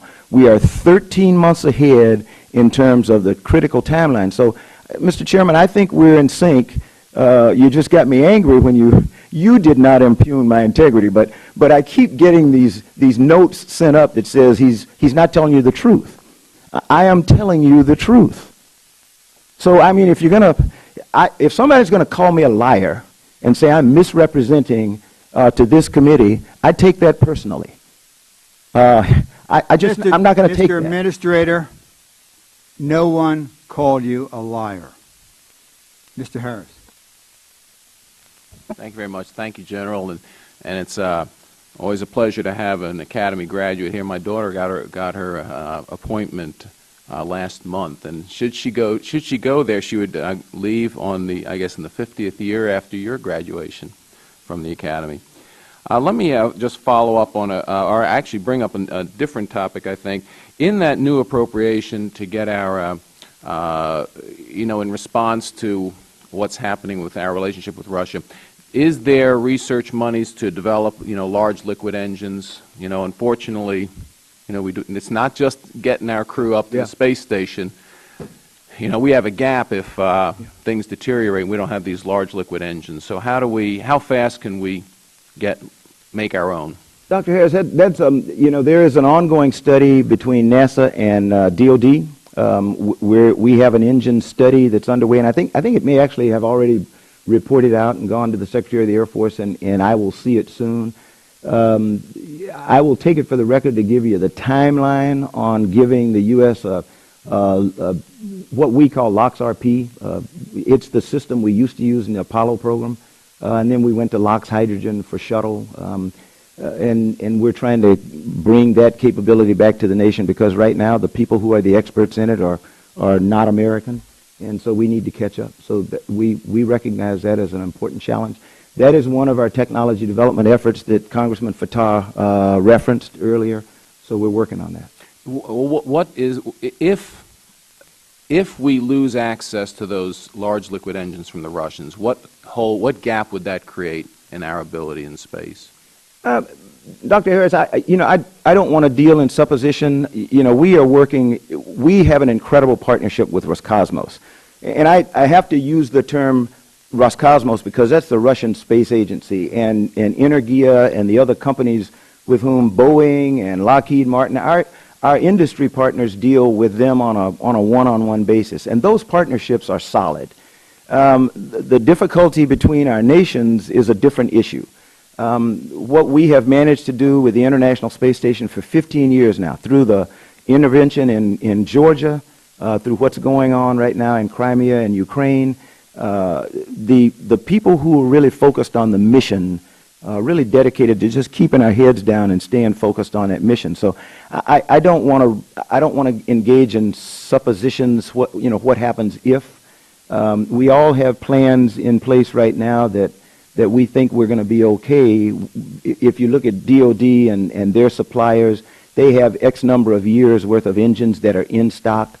Same thing with Orbital Sciences, my commercial provider that uses, the AJ-26, which it's wholly owned by Americans now. So we're not dependent on the Russians or anybody else. But there's a limited number of those. So you're absolutely right. What we'd like to be able to do is produce those here in the U.S. And Mr. Chairman, I apologize for losing my temper. I get hot sometimes because, and I think I misunderstood you. I think what you were, I apologize, Dr. Harris, but I think what you were addressing was the fact that appropriations exceeded authorization. So if that's what you said, I apologize, and I did not mean that. But so hopefully you'll forgive me and let me bring my granddaughters out to fish. Okay. I appreciate that, but this is different from Georgia. I mean, we are talking about economic sanctions. You know what happened this weekend. You read the same newspapers I do. There's a chance that this all gets geared up, and that relationships that transcended politics in the past may not transcend them. So, I mean, and I would imagine this is true. I mean, I would imagine that there is a contingency plan being drawn up very actively in terms of what if those relationships break down. There are always contingency plans, but The contingency for what you're addressing is maintaining the relationship. You know, when I call Mr. Ostapенko, who is my counterpart with Roscosmos, as I did last week when the headlines in the Moscow Times or whatever their newspaper is was totally erroneous. The headlines in Moscow was NASA breaks off all relations with Roscosmos. Nothing could have been farther from the truth, but that's the alarmist nature of our media today. So, you know, when Mr. Ostapенko and I talked, he was very comforted to know that, okay, our relationship had not been broken, had not changed. That is a contingency plan. I know most people don't accept that, but in the military, where I come from, your contingency is engagement, and it's making sure that your adversary knows how far you will go. And I think the Russians are quite aware of several things. One, that the International Space Station doesn't belong to us, doesn't belong to them. It is a conglomerate of 5 partners. You know, the Columbus module, the 2 big experiment modules, one belongs to the Europeans, the other one belongs to the Japanese. They are clamoring to be allowed to work in those modules because right now the Russian cosmonauts don't work in the other modules. They want to become a more active member of the team. The Russians provide 2 things: access, that's transportation, and the big power. When it comes to operating day by day, environmental control, those types of things, that's what the U.S. provides. So the contingency is if they want to continue to operate in low Earth orbit, they've got to stay in the partnership. And they know that as much as we do. Well, thank you very much, General, because as you know, my district is right next to Wallops. Yes, sir. And you know how important the space station is for Wallops. So I appreciate that, and I yield back, Mr. Chairman. Thank you. Mr. Harris, Mr. Schiff. Thank you, Mr. Chairman. Mr. Administrator, welcome. It's good to see you again back in the subcommittee. And I also want to acknowledge former Attorney General Thornburg. It's great to have you here. I want to thank you. When I was an assistant U.S. attorney back in the early 90s, you sent me to Eastern Europe for half a year. And it was a round-trip ticket, so I'm grateful. It was a fantastic experience consulting with the Czechs and Slovaks on criminal justice reform. It was a great assignment. Mr. Administrator, while I appreciate the somewhat better request for planetary science in this year's budget, I still remain concerned that it won't be sufficient to meet the nation's goals in exploring our planetary neighbors. NASA's planetary science program has been one of the most successful and spectacular scientific endeavors in human history. From the earliest Mariner series probes in the 1960s to Curiosity on Mars, our planetary program has captured the imagination of the world. And last week's revelations about liquid water on Enceladus has added another destination for our robotic emissaries to explore.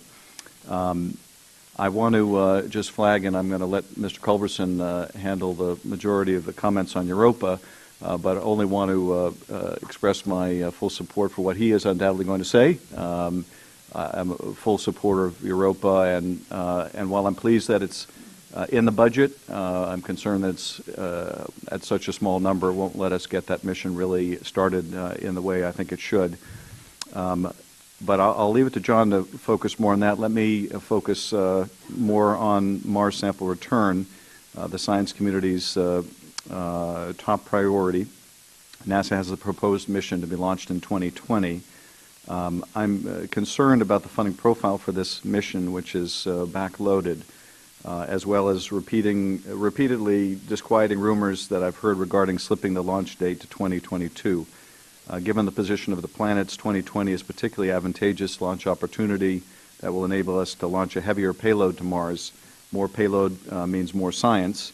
2022, on the other hand, is supposed to be a suboptimal launch window. So if you could tell us the status of the 2020 rover now and what we need to do to ensure that it goes in 2020. And then second, I wanted to ask you about the extended missions generally and Opportunity and LRO in particular. As a threshold matter, I oppose turning off healthy spacecraft that are delivering good science, and I know you do as well.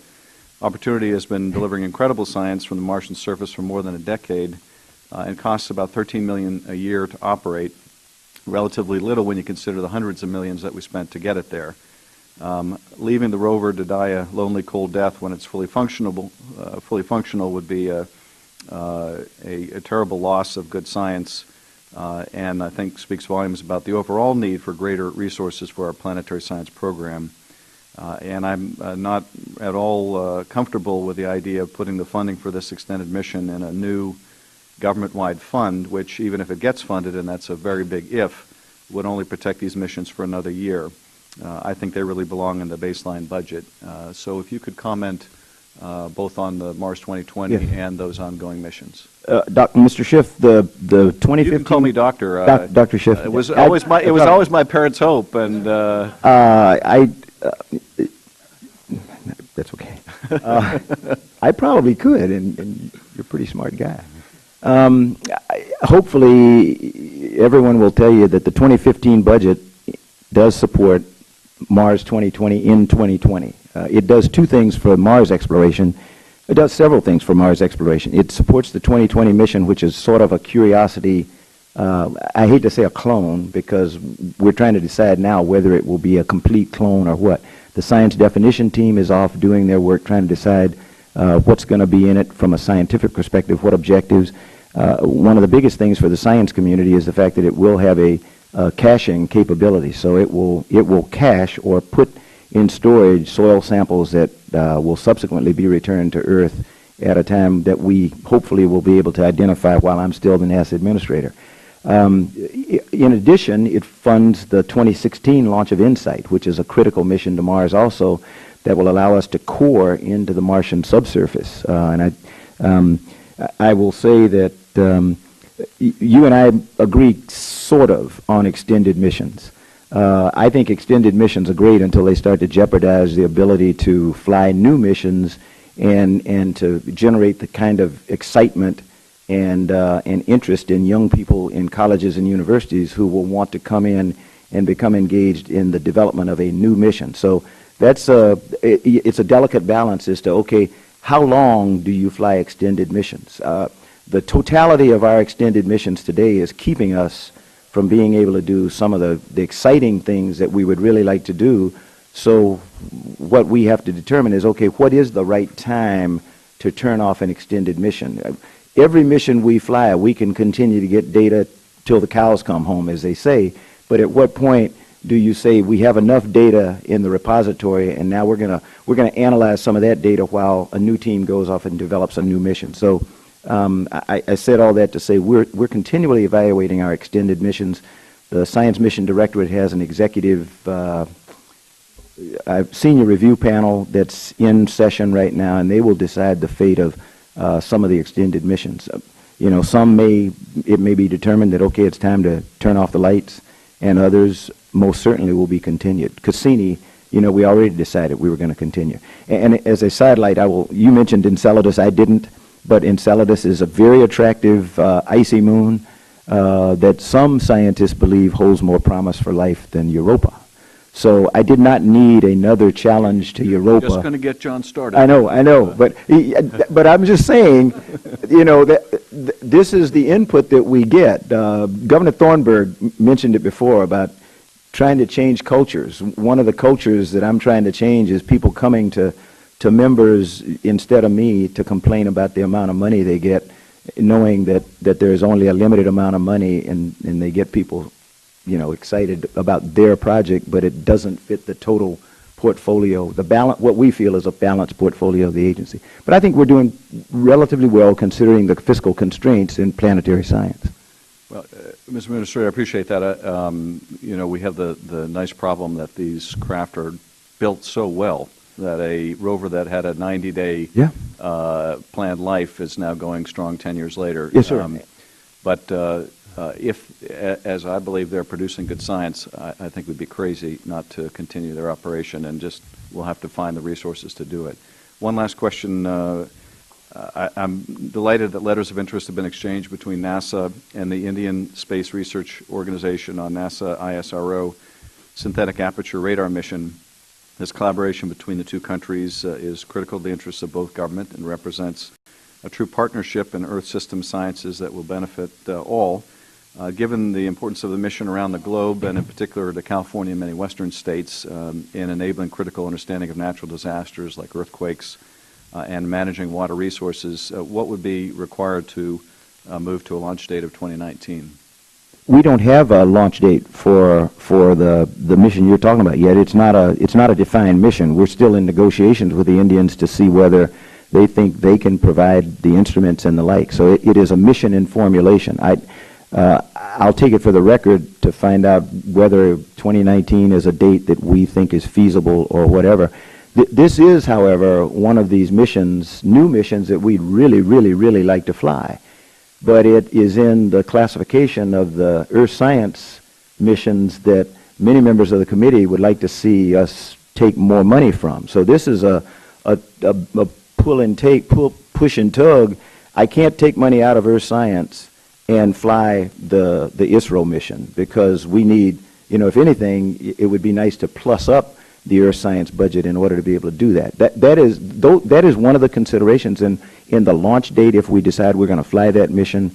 I am hopeful that we will, because of what it will do for us in terms of geodetics and other things that we don't have the capability to do right now. So I share your enthusiasm about the prospects of the mission and the potential for it, but finding funding for it in a division, earth science division, whose budget is always strained in spite of what some people think, because every natural disaster, Mike Freilich and the Earth Science Division put instruments on an aircraft or redirect a satellite to respond to that natural disaster, and none of that is budgeted. So he has to figure out a way to take money from the earth science budget to respond to natural disasters, and they do it absolutely incredibly well. So, we'll find a way, as long as we can get the Indians to come and make sure that they're going to be a reliable partner in this, then I think we'll develop a mission. Thank you, Mr. Chairman. I'll yield back. Mr. Culberson. Thank you, Mr. Chairman. General Bolden, thank you for your service to the country, and it is an extraordinary privilege for me to be here on this subcommittee and to do everything that I can to help NASA achieve the extraordinary mission that you have set out for the country, really for the world. You're the only agency, I think, in the federal government, other than our men and women in uniform, who can really inspire and uplift young people, and it's really a privilege to be able to help you, sir.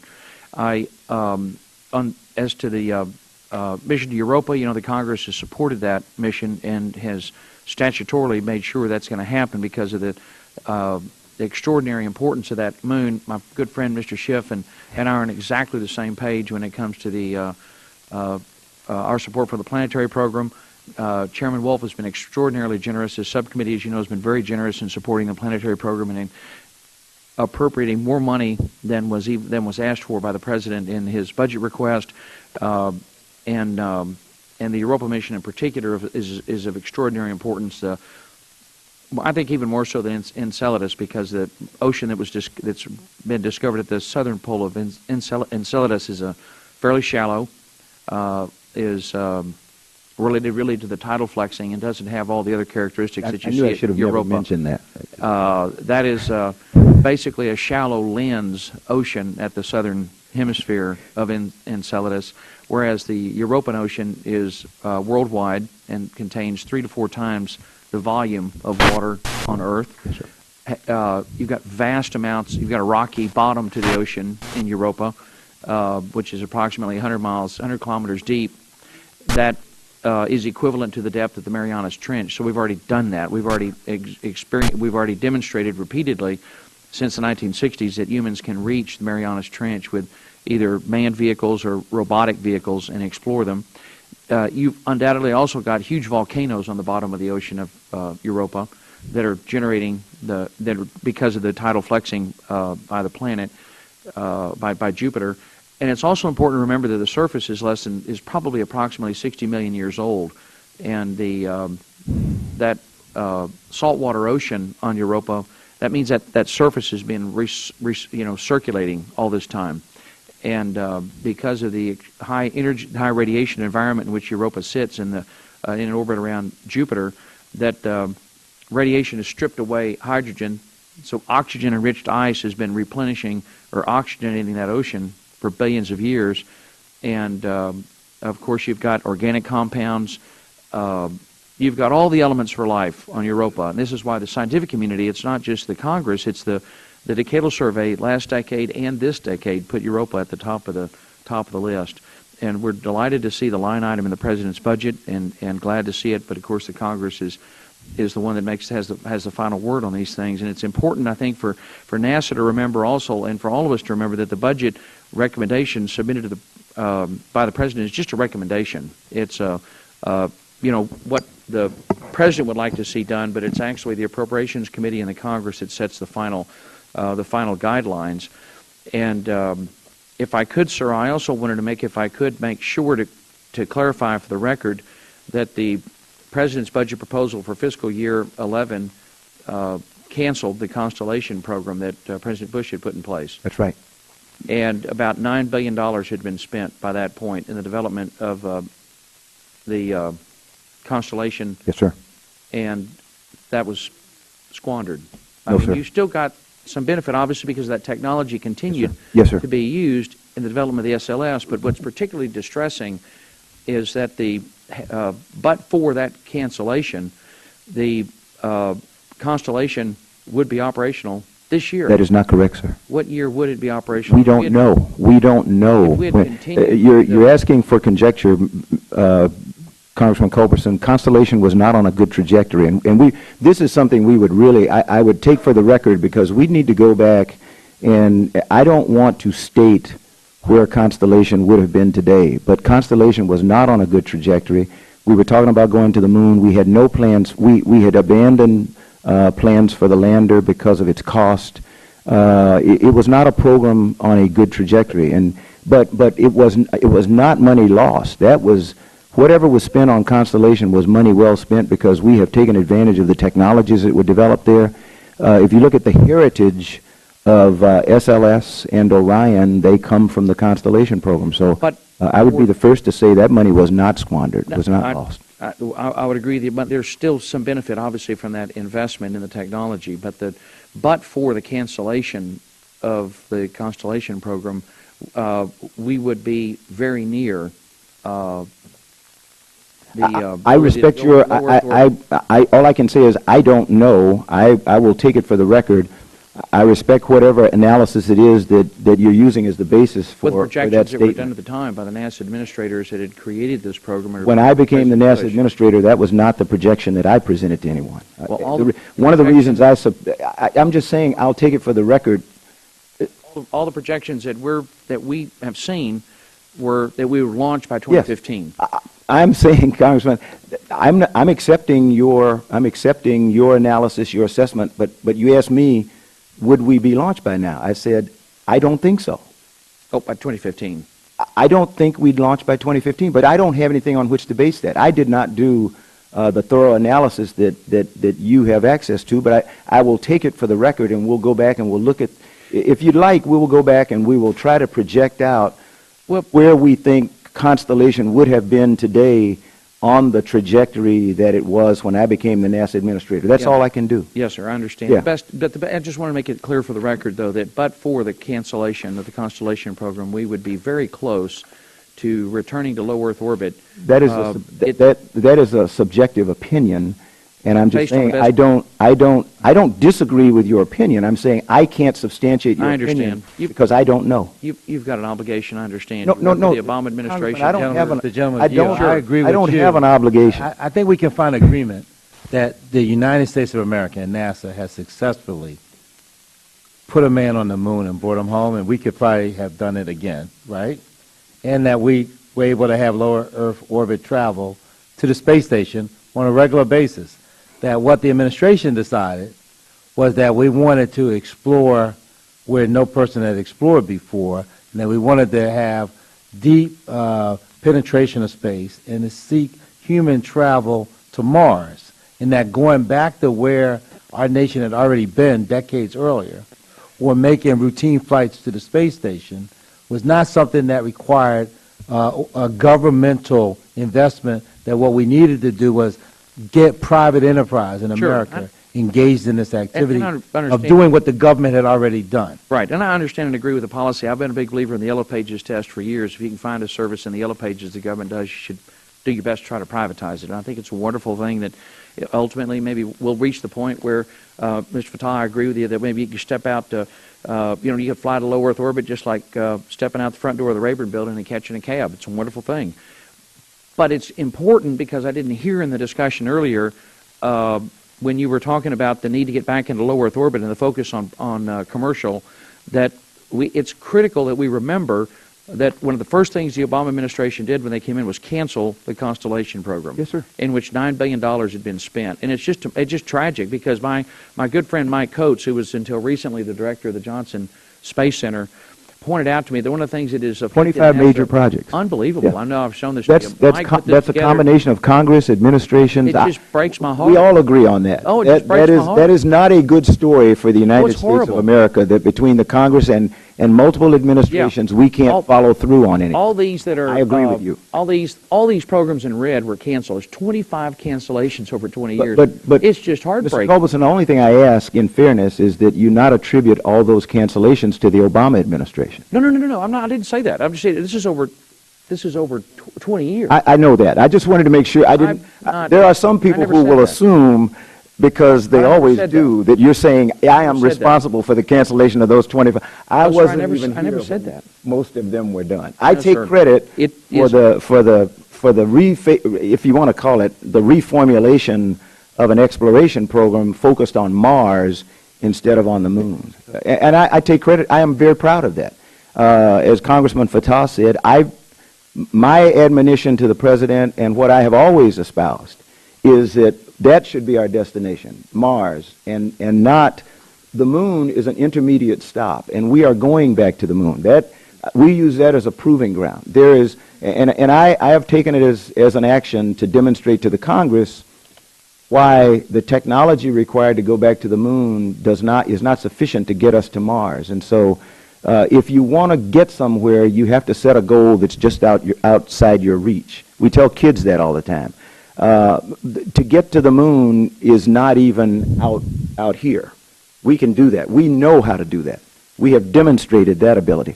We don't know how to get to Mars. So that's the challenge that I'm issuing to America's youth. The Congress and the administration, no matter who's in the White House, need to do everything that we can to provide stability and predictability to these programs so that they're not canceled, so that people who have devoted their whole lives, scientists, astronauts, engineers, to achieving their life dream. And Congressman Culberson, to be quite honest, that's the reason that that's the reason that I have emphasized the critical need for us to collaborate rather than fight about funding for SLS and Orion. We have what we think is a sustainable program to develop an exploration program that will allow us to develop an SLS incrementally, that as we need it.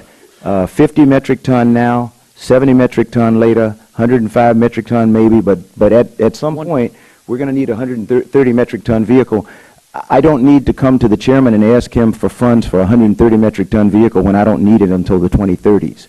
And I want to have an opportunity to take advantage of technologies that will be developed between now and when I do need it, so that we won't have a 2011, 2014 vehicle when we can have a 2020, 2025 model. It's like a car. To give you greater stability, the Congress in the Appropriations Bill for 14 included language that's something that we've all known, but we put it in statute and made it clear that that no agency of the federal government or officer of the federal government can change or reduce funding levels for any program or policy based on the President's budget. They can only do so based on the Appropriations Bill or the law. Yes, sir.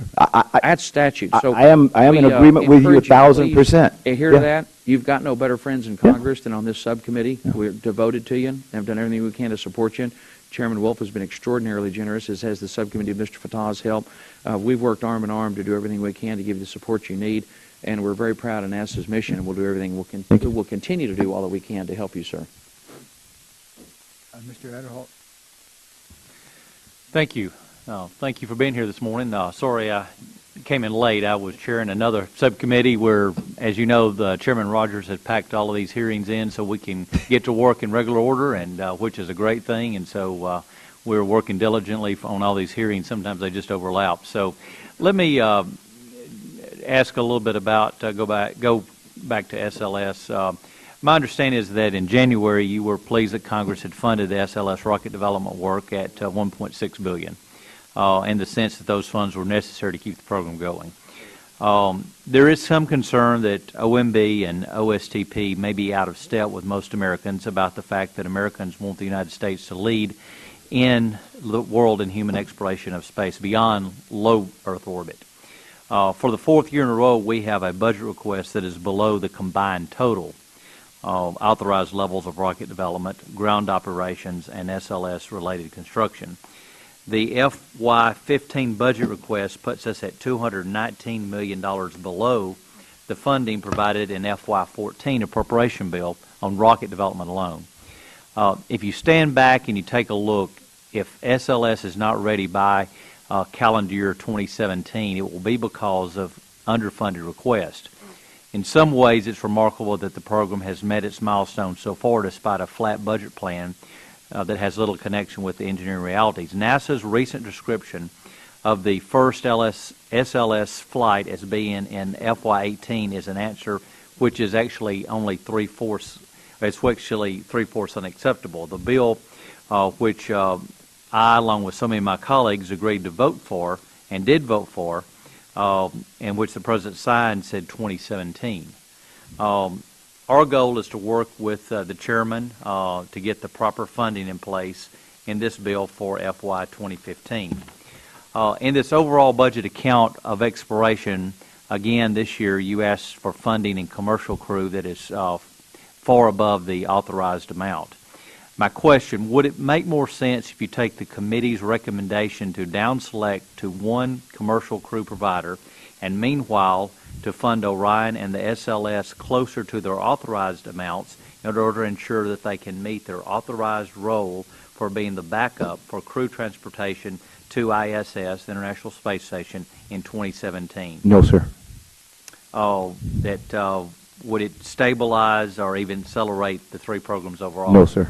Can you talk a little bit about that? If I don't get the President's request for commercial crew, whether I down select to one or not, I can't guarantee that we'll make 2017.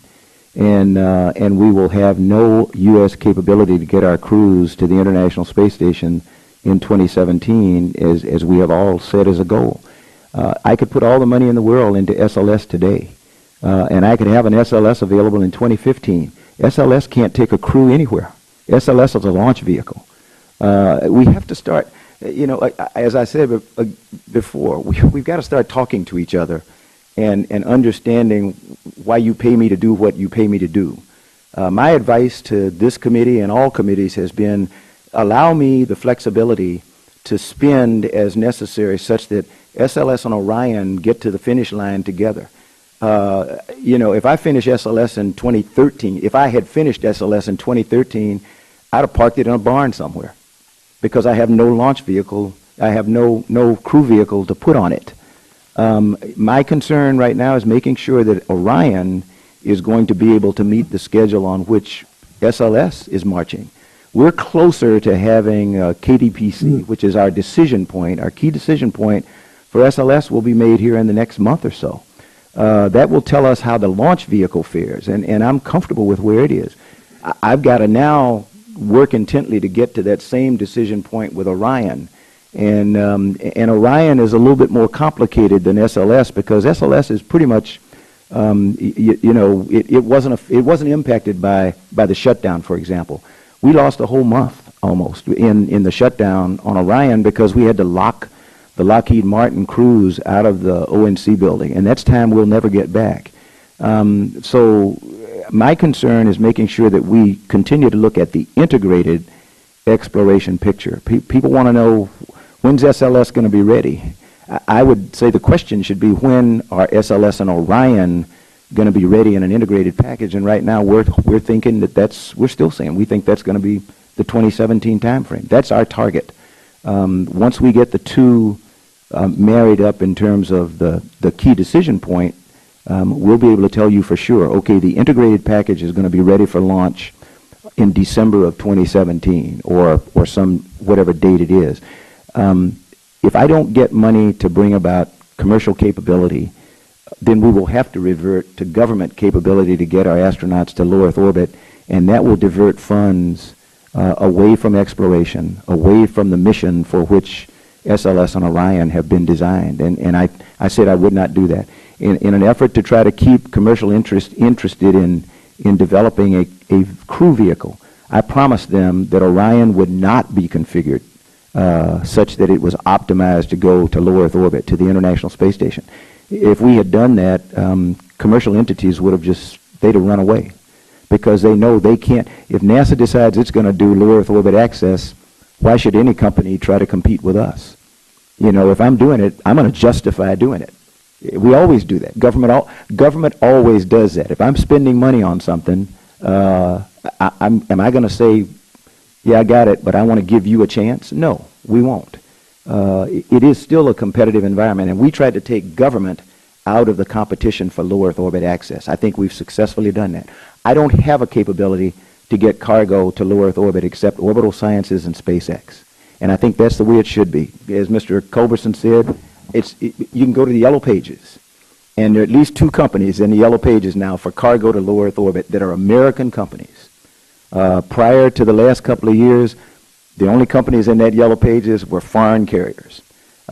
Give me what we're asking for commercial crew, and in 2017, when you go to the Yellow Pages and say, I want to get a crew anywhere in low Earth orbit, you're going to have at least 1 American company. So, but if I down select to 1 right now, the competition goes out the window, the price goes off the page, and 2017 may go out the window. So it is a very delicate balance that we're trying to maintain here. It's simple business. You know, I'm trying to learn from you all about simple business. Business says when there's competition, the price goes down. When there is monopoly, the monopoly controls the price. That's why I pay what the Russians ask for a seat on Soyuz. Why? Not because I like to, but because that's the only way I have to get my crews to space. Thank you, Mr. Chairman. Mr. Patel. Thank you. There's almost no disagreement or light between those of us on this committee, even though we wear different jerseys, when it comes to NASA, and we want, and us, the desire to make sure that you can continue to be the preeminent organization in the world in terms of space exploration. But the Congress has its own responsibility to bear in these matters, okay? So it wasn't the Obama administration, it was the 2006 CR that underfunded Constellation to the point in which it created this problem. And this was before Obama was sworn in, before you ran NASA, and you know, and nobody probably on this panel had much to do with that CR at that point. But that is the origins of why there was a domino to the cancellation of Constellation. So we just need to put this in perspective. But I want to go on to some of the things where we do agree, right? So in terms of Saturn and this ocean and one of its planets, the optics technology that DOD, the intelligence community, NASA, everybody's interested in, that'll be, I think, useful, and we can, you know, whether it's in the planetary side, I mean, there are ways to support that and to find other ways, because this is exciting. It's an exciting find, but it also can usher forward more investment in space technology. Yes, sir. And I want you to talk about the optics tech that's necessary. Well, I mean, a Europa mission, for example, when we, not if, when we fly the Europa mission, if we have perfected optical communications, laser comm, whereas it would take, I'd have to pump data, images from Europa up to a satellite, hold it and dump it back to Earth over days or weeks or whatever. With optical communications, the pipe is going to be incredibly enlarged, and I can get much more data back to Earth real time than I can with today's technology. That's very important for some. I mean, if somebody, a scientist who is interested in studying the outer planets, right, optical communications is going to be absolutely incredible because of the amount of data. We flew a test on Laddie. As I said, we're still on the moon. We have Laddie, which, fortunately, let me put it this way. Fortunately, Laddie is going to crash into the moon the end of this month. Now, you may say, why do I say that's fortunate? Because that's one mission we don't have to fund, and we can take that money and put it toward another science mission that will study the moon or Mars or somewhere. So that's one way to answer the question about how long do you fly an extended mission. You know, Laddie was planned to do this, and so it will come to its planned end. But while it's flying, we have a laser experiment, laser communications experiment. We have pumped imagery, voice, and data at internet speeds, whereas if we were doing it, you know, over S-band or some of these other frequencies, it would take days to do that. So those are the kinds of technology developments that are going to be at the tail really end important of for the my future. colleague's question, you said we'll be able to fly if we have this competition on commercial crew. Yeah. We'll be able to fly a cruise anywhere we need to on lower Earth orbit. I don't want that understatement to stand as it is. That means that we'd be able not only to supply the space station, but that if we wanted to go to other places in lower Earth orbit, the commercial crew competition is important to that, because NASA's focus is on deep space travel, right? That's what we're funding. And so commercial crew and the competition therein is critically important. In our arguments back and forth and our talking past each other, I think a lot of people have missed the critical importance of Space Act agreements. Right. When I made a decision a little bit more than a year ago that we would extend the use of Space Act agreements in the development of commercial crew, I made it for several what I thought were important reasons. One was it would enable us to maintain competition for as long as possible. If we had to down select at that time based on the amount of money appropriated, I have no idea what the date would be when commercial crew would finally become available, and I have no idea who the contractor would have been that we would have awarded that amount of money to. You know, everybody thinks about this. I just didn't want, because I think it's important to note that, you know, in terms of returning to the moon or doing other things, that the private sector capacity to do so, and Catalyst, I think it's your Catalyst program, exactly, is part and parcel to that is continues to be being ramped up. I mean, you can ask Mr. Bob Bigelow about the importance of commercial crew and cargo. He's waiting to put some modules up. He's got them already made. He's not waiting. The thing that might get a lot of young people interested is your spacesuit competition. It's a public vote, and that's going to be rolled out, and you're going to conduct. And I know that one of the entrants is from Philadelphia University, or Chairman, used to be called the Philadelphia College of Textiles and Science, but it's now called Philadelphia University. So I'm not trying to put a plug in for the home team, but I am trying to put a plug in for the home team. And so I thank you, and I yield back to the Chairman. Thank you, Mr. Patel. I'm not going to go into the moon again. I just want to cover one thing for the record. We'll submit some of these questions.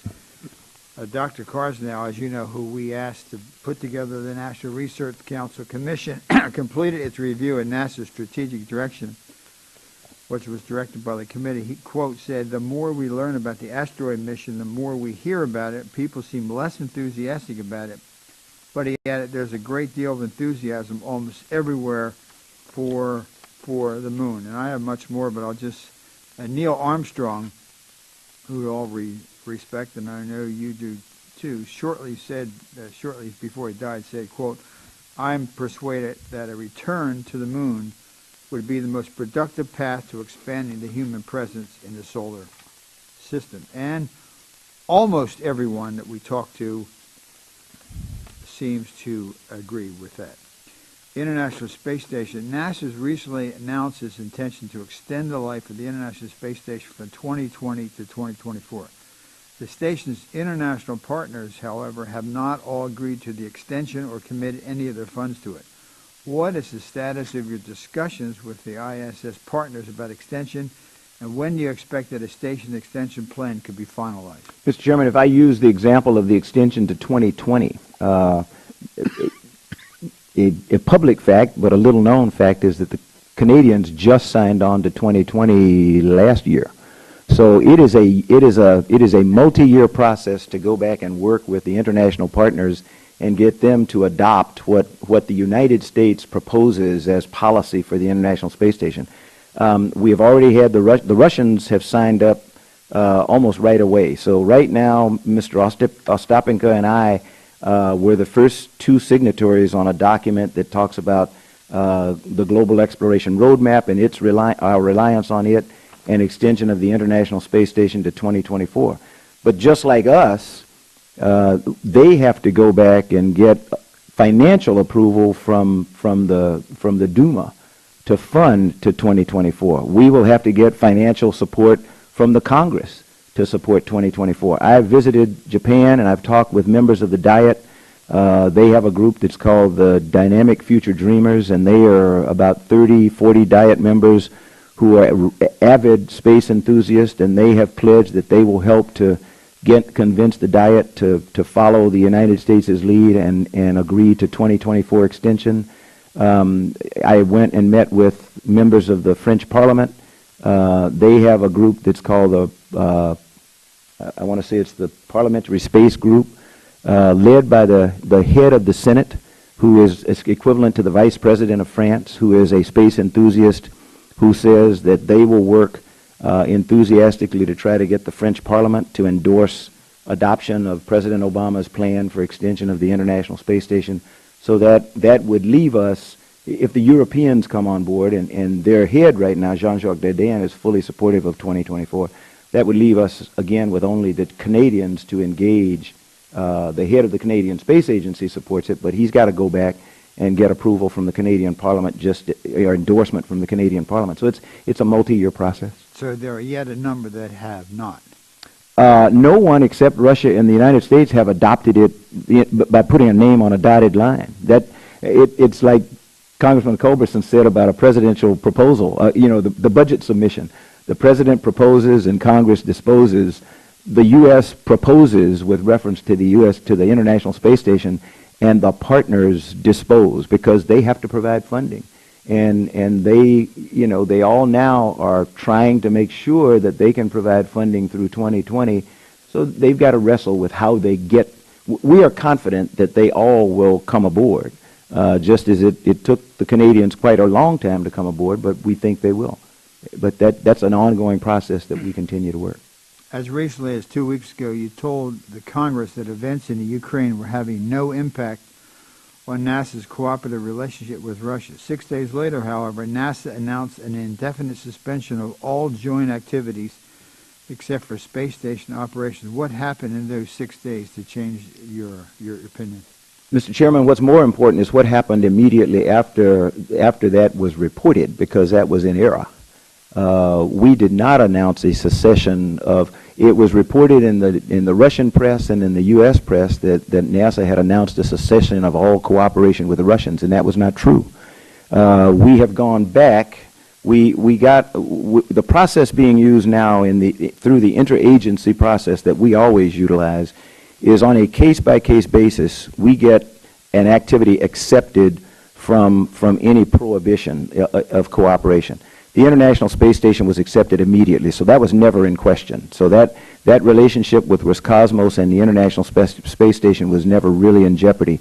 Subsequently, we have gone back and we have gotten a case-by-case accepted status to things like COSPAR, which is one of the largest scientific forum, international, multinational, but it's hosted by the Russians in Moscow this coming year. So we had, in order to allow NASA scientists to go, we had to get that put on the list of accepted activities, and we've succeeded in doing that. We cooperate with the Russians on Curiosity. They have the radiation monitoring instrument, DAN, on Curiosity. We went in on a case-by-case basis, and we got that accepted. So our relationship, as I said before, with Roscosmos continues to be very good. Our relationship with other Russian entities, we work on a case-by-case basis. I want to say we have 3 different activities right now that we are in the process of requesting exception for, but they really are bilateral. We don't have there is no multilateral relationship there, and they are lesser types of projects or projects that are in the making that haven't started yet, and we're requesting exception. So the unfortunate thing was that the headline was wrong. Do you have any contingency plans for station operations in the absence of Russian support? What if they were to say that they're not going to support? The reports were they were not going to go into the Crimea, and they did. We read today's Washington Post of what to do in cities. Do you have a contingency plan? As I mentioned earlier, Mr. Chairman, when Dr. Harris asked a similar question, if the Russians were to say they are not going to support, that would only impact 2 things, 2 critical things. It would impact the ability to get crews there because they provide transportation. It would impact the major means of propulsion for station. But as we have demonstrated before, while the Russian power and propulsion module, Zarya, is the largest and the primary means of maneuvering station, frequently we will use the Japanese module when it's there. We can use, we'll be able to use Cygnus, or we may be able to use SpaceX Dragon. We have other ways to maneuver the International Space Station. So the big thing for us is access. And the big thing for the Russians is day-to-day operations, it's environmental control and life support. It's almost everything else that has to do with the International Space Station. It's access to laboratories. So the people that would really be hurt by a break in our relationship with Roscosmos would be the Russians. But do you have a contingency plan? Our contingency plan is to keep working to maintain that partnership as vibrant as it is, while we allow the State Department and the National Command Authority to work the political and diplomatic issues. Well, that hasn't gone very well so far. But that's not my job. And I don't mean to be that's a flip response, and I don't want to say that. I try to stay out of diplomacy and politics. I'm certain the State Department and the National Security Council would be very angry with me if I did, if I went, like I met with members of the Duma, and I have done that before, but it's been with approval of the interagency process that I'm going to talk to them about a very specific thing, extension of the International Space Station to 2024. When I meet with members of the French Parliamentary Space Group, that's getting into diplomacy if you really look at it, and so I get that approved through the interagency process, and that is all I do, is I talk about the specific topic that I have approval from the State Department and others to talk about. I am not authorized, nor do I want to be involved in talking to the Russian government about our relationship on the International Space Station. I understand, but we have not had cooperation from the Russians on Syria, nor have we had cooperations on the Crimea. I understand, Mr. Chairman, but I'm saying the part that we are responsible for negotiation and partnering is working very well, and I continue to work with my American partners, to be quite honest, the State Department, National Security Council, and others, to make sure that if at all possible, they keep the International Space Station above the fray. I don't know. You know, if they're as good as I hope they are, then we'll stay above the fray. I'm going to go to Mr. Hunt in just a second. One more, see if we think about it. NASA has stated its desire to maintain multiple companies in the next round of commercial crew development awards and have a domestic crew capability in place by, as you said earlier, 2017. Its ability to achieve both of these goals, though, hinges quite significantly on how much money NASA's industry partners say they will need to complete their development process. And that information is currently subject to a procurement-based embargo. How long do you expect that embargo to last? The blackout will last until the announcement is made, hopefully in August. That will be when the announcement is made, and the selection will be based on two things. One will be the amount of money in the 2014 appropriations, and as I said in my opening statement, I am very thankful to the committee for the amount that you appropriated. The increase to 696 was really, really helpful in giving us hope that we'll be able to have more than one provider and that we'll be able to make 2017. If we're able to get the President's request of 858 in 2015, and we, you know, it's our hope that we will have some indication as to how that's going before the decision is made in August, and that would also influence the number of providers that would be selected by the selecting official. I doubt there'll be a final bill passed. But I mean, you know, in indication, generally what we do in planning is we look at what the House Authorization Committee, Appropriations Committee says, and the Senate Appropriations Committee, and we keep our fingers crossed that the number we finally get is going to be bounded by those two numbers. If you give us a good number for commercial crew, just to be very candid, generally the House number is a little bit lower than the Senate number. So if I get a good number from the House, no matter what it is, then we will take a look at that number added to what we have for 2014, and that'll help us determine how many we can select, whether it's 1 or 1.5 or 2 or whatever. Mr. Honda? So it is very important to get an indication from this committee as to what it is you're taking to the negotiating table for ultimate negotiation. Yes, sir. Thank you, Mr. Chairman. And welcome, Mr. Administrator. I'm a bit troubled by the President's proposed defunding of the Stratospheric Observatory for Infrared Astronomy, better known as SOFIA. This airborne telescope is our nation's only far infrared observatory, and after a decade of development, it's only just became fully operational this past February, a couple of months ago. We spent 60% of the total cost, which was near $1.2 billion. And yet the program has acquired less than 5% of the data planned. So now that we are starting to finally reap the scientific benefits, NASA is planning to cut the program.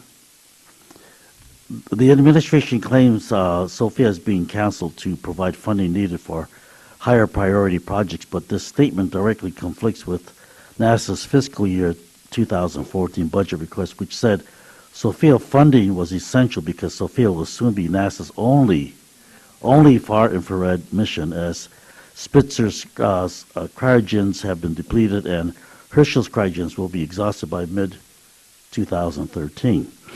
It is the only mid-infrared mission until the James Webb Space Telescope becomes operational in 2018. Spitzer and Herschel's cryogen are now depleted. SOFIA is our only far infrared mission. So SOFIA has been a top priority of the astrophysics community for years, as is noted in the astrophysics decadal surveys. It's been a top priority of NASA, as demonstrated in previous budget requests to this committee. And now that SOFIA is just starting to become operational and provides unique scientific insights into the universe, the administration is planning to cut it. So the question is, what specific scientific and technical review and analysis was performed during the FY15 budget formulation process to support NASA's proposal to cancel SOFIA? Mr. Honda, if I can, let me go back first of all and say the President's proposal, our proposal to suspend operations on SOFIA is a proposal. We continue to operate SOFIA by the original 2014 plan, so we've got more time in this fiscal year. We put together a bipartisan, we put together a NASA DLR German task force to take a look at SOFIA, its cost, potential sources of additional funding that would enable us to continue to operate it into the future. And so that work is not done. So we have not made the final determination that SOFIA will be put into mothballs or whatever it is. But that is the proposal. The process in which we engage was a typical one where the Science Mission Directorate looks at the priorities on other astrophysics missions. They looked at the functioning of existing missions, and as you mentioned, Herschel, other satellites that we are hoping that SOFIA would be able to replace, continue to function. Their projected failure, which is what it is, we're saying we don't think they have enough cryogens to be able to go beyond X date. As Congressman Schiff pointed out earlier, one of the downsides of our goodness is we generally are wrong in our projection of the end of life for things that we have built, and they last longer than we thought. So we still have the capability to get data in the range that SOFIA would be doing. SOFIA does have some unique characteristics that we would like to have, but the astrophysics community did not have SOFIA ranked high enough in their prioritization that when we had to go through the types of budget exercises we did leading up to sequester, SOFIA did not make the cut line, if you will, where we thought we would be. But we stepped beyond sequester. Well, we're not beyond sequester. We have a 2-year hiatus, and with no indication that we are not going to go back to where we were before. And if we go back to where we were before, then SOFIA and a number of other projects go away. So SOFIA just did not rank high enough on the list of scientific priorities because we still, and I'm not a planetary scientist or an astrophysicist, but as they explained to me, we do still have sources of getting the data that Sophia would provide. So it's not that by not flying, we've been getting that data up until Sophia started flying last year. So, we are still looking for ways to save Sophia. The response is appreciated, but not sufficient in my mind. I don't. Because if we're talking about limited funding in the next couple of years because of sequestration, perhaps a decision was based upon that and not see much more than that. So I would suspect that revisiting the issue and the question might be pertinent. The other thing is that the other two satellites, they're orbital, and they're going to deplete. Yeah, sometime at some in the point. future. Sophia has the ability to regenerate itself because it's not fixed. Take it up there and bring it back down. So that flexibility seems to be an advantage that we should be looking at in order to sustain that kind of probe in science and effort. And so I guess I'd like to hear from you in the near future to go back to that community and find out whether they've changed their minds based upon the change in the scenery. And that's exactly what we're trying to do. We expect to have a report out of the bilateral working group by the end of this month. That will be DLR and NASA astrophysics people saying, here are proposals that we have come up with to preserve the capability of Sophia for the future. We have a solicitation out to see if there are other potential partners, whether international or agencies, other agencies of the government and the like. That will tell us a lot. If Sophia is as important as some in the science community say, my guess would be there will be people standing in line to add their funds to maintaining Sophia. It's like I get notes from kids all the time with $1 that they want to make sure that NASA keeps doing stuff. I would expect that we will see people who don't fund Sophia today that will be willing to help fund it in the future because they'll get data from it. I just have to go by your terminologies. Like the question is, I'm asking if you're cutting the program. You said no, it's a proposal. Yes, it is. And then you're working with your partners. Your partners are Germany, and they're putting in probably about 20% of the total cost. That's right. And we're 60% expended the amount allotted and authorized.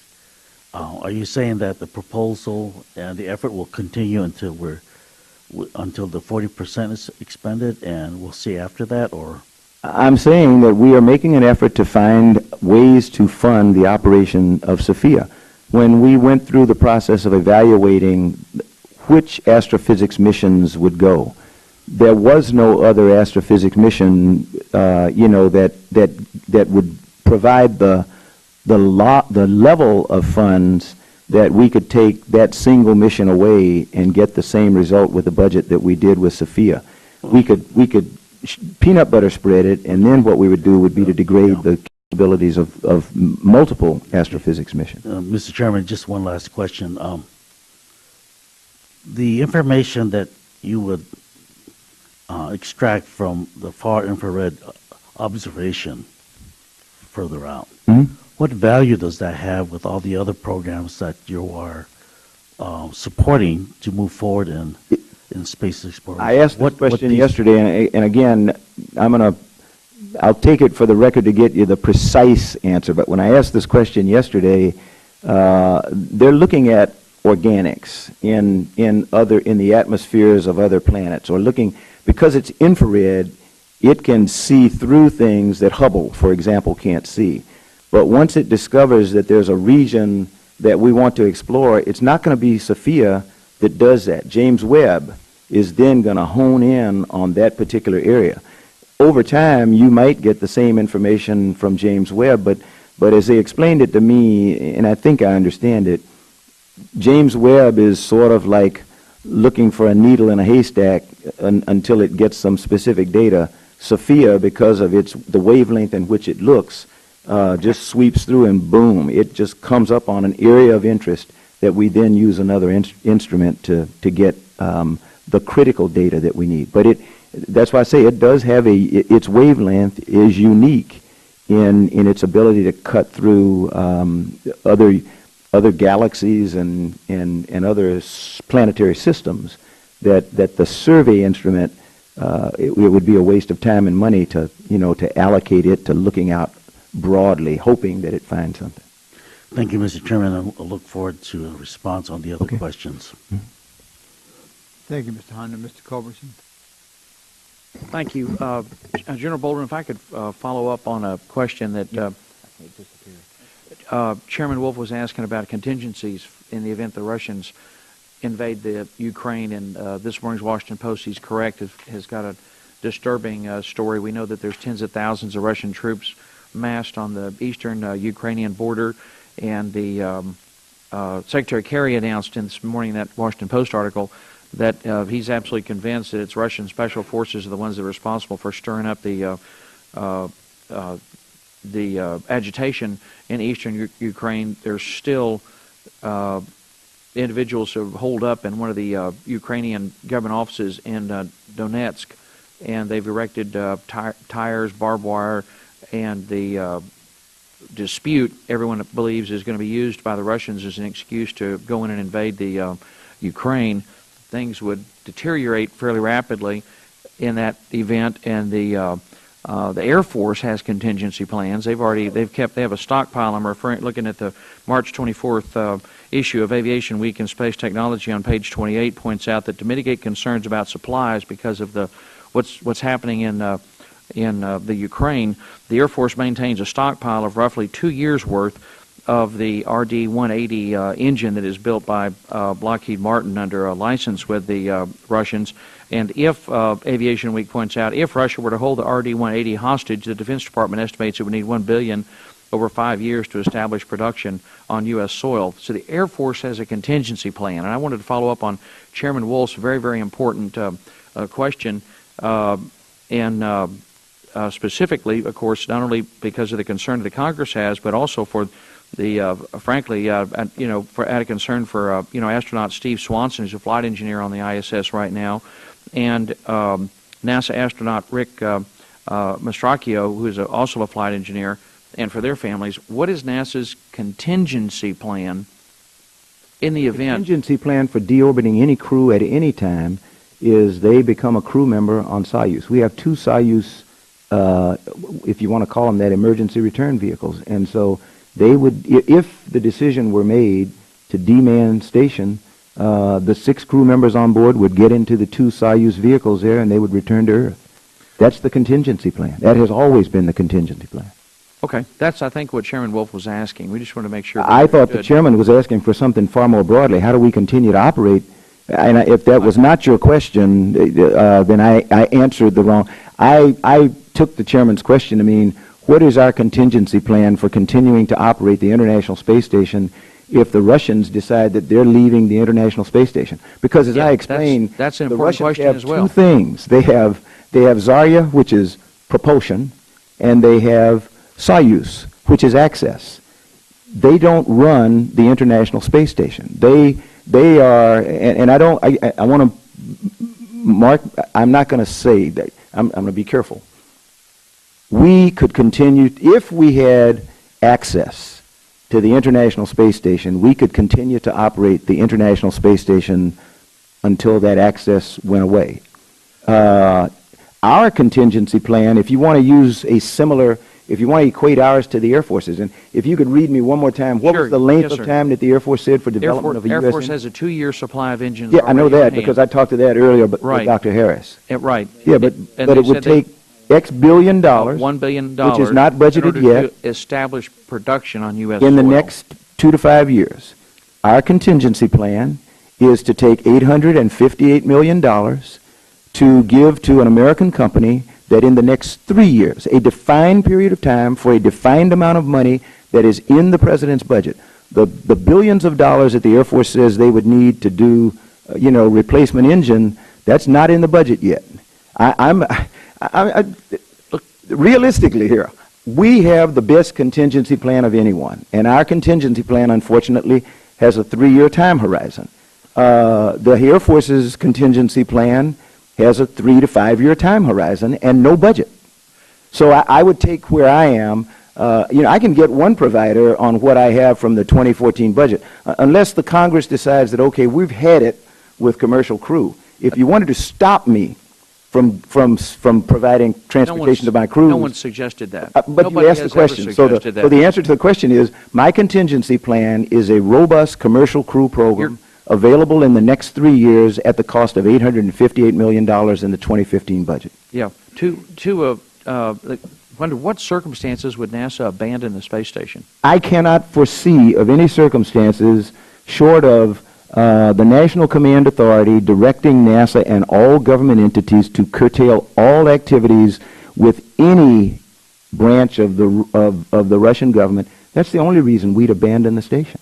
And I don't see that, that could happen, Congressman Culbertson, but the station is too valuable right now to too many nations for us to, to sit around and think about how do we abandon it. We need to be thinking about how we maintain our capability to operate there. My answer to you will be the same till the cows come home. $858 million in the 2015 budget, and I can guarantee you we will have access to the International Space Station through American providers in 2017.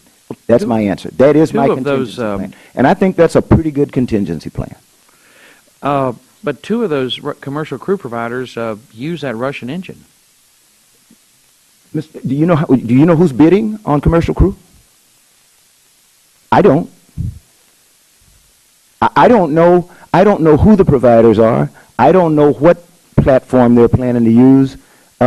Sierra Nevada, I hope, is one. Sierra Nevada, to my knowledge, is not using Russian engines. Well, I do. SpaceX, I hope, is a bidder, and they're not using Russian engines. Well, we have American capability to do what we want to do if we fund it, if we trust American industry, without any reliability on Russians, without any reliability on Russians. I think what the chairman's asking, and all I'm really driving at, too, you've got no better the chairman's question. I think I'm trying to answer your question. You've got no better group of friends up here than this subcommittee, and we're just trying to get a handle on whether or not you've made contingency. Congressman Culbertson, you are not accepting my answer. My answer is I have a 3-year, $858 million contingency plan. That is my, now you may not like that. That may be unacceptable to this committee. Well, no, but I think my contingency plan is better than what you just read to me that the Air Force says their contingency plan is. Because they've got to convince the President and the Congress to put an extra couple of $2 billion into the budget, which I support, by the way, because we're a part of the engine initiative that I responded to Dr. Harris earlier. I said we don't know how much it's going to cost. The Air Force's contingency plan was to develop a 2-year stockpile they've got on hand. I'm talking about short-term contingency plans. Yes. Yeah, that's what we're driving at. And SpaceX's CEO, Elon Musk, referring to the same article on the March 24th Aviation Week, Musk has suggested the Pentagon eliminate its dependence on the Russian engine by using the SpaceX Falcon 9 version 1.1 in place of the Atlas 5. So the private sector's developing alternatives and contingencies, and I think that's all we're trying to determine. And that's funded by us, funded by NASA. Elon Musk can say what he can say because NASA invested in SpaceX. Yeah. Both of the Boeing, my staff just handed me a note that the Boeing CST-100, the Sierra Nevada Ocean Dream Chaser, both used the Atlas vehicle, and of course. Okay, I didn't know that. Okay, I knew that Boeing had talked about using. They're talking about using. And I'm not trying to be cute. I am not the selection official, and in a blackout period, I don't know whether we have 5 companies that have submitted proposals or 1 company. So I don't know, and that's all we're looking for is to know that you're thinking about that. We'd like to know that you're working on this for something short term. I'm working really hard on it, and I told you my contingency plan is $858 million requested by the President, and reliance on at least one of those American companies that I hope has a proposal in. Now, if SpaceX, Sierra Nevada, Boeing, some of the others didn't put a bid in, and I have none, then my contingency plan goes up in smoke. You know, I need for at least one of those companies to have bid. But because we're in blackout, I do not know who submitted a bid. I also want to make sure to get in for the record that there was a hearing before the subcommittee on the authorizing side last May, specifically on the asteroid retrieval mission. Steve Squires, who is these are Steve Squires, pretty important guy. He's chairman Very of the important. Halo He's the Survey. chairman of my NASA Advisory Council. And in his testimony last spring, Squires found no connection between the asteroid retrieval mission and Mars exploration, adding that he does not see the need for landing on any surface, the moon, an asteroid, or any one of the moons of Mars, as preparation for a landing on Mars. He believes the capability needed to go to Mars can be demonstrated in cislunar space, and given the performance capabilities of SLS and Orion, it is the only significant destination beyond low Earth orbit that can be reached for the foreseeable future. And his opinion was shared by the head of the Lunar and Planetary Institute. They didn't see any connection between the asteroid mission and going to Mars, as well as Doug Cook, who was head of NASA's Exploration Systems Mission Directorate until 2011. Knowledgeable, capable people, but it's just, I think, important to remember that the asteroid retrieval mission, again, as Chairman Wolf has said, it's just not generated that much. Mr. Culbertson, quite the contrary. Interest in the Congress. What you cite from Dr. Squires is more than a year old, and even in his statement, he said cislunar space. If you look at that chart where it says proving ground, that's cislunar space. That's what Steve Squires is talking about. Right. He's saying that's where you develop the technology. It's correct. That is exactly not necessarily what with we're pushing a trying to rock do. into that. We are trying to get to cislunar space. The asteroid redirect mission allows us to get to cislunar space. It has a number of requirements that it levies on us. Solar electric propulsion. I don't need solar electric propulsion to fly SLS and Orion to cislunar space. I can fly them there, and then what do we do? We support you. We're going to do everything we can to help NASA. Mr. Culberson, you know how much we love you and support you, but we are there's not a lot of developing support technology for this in asteroid cislunar mission in space, Congress. and the asteroid redirect mission levies requirements on us for technologies that Steve Squires is talking about. But Steve, as he told me, I know exactly what he's talking about because I talk to him regularly. He's the chairman of my NASA Advisory Council. I think if you brought Steve Squires in here today, he would say something different to you. Mr. Honda and I have looked at some of this stuff together out at the Ames Research Center.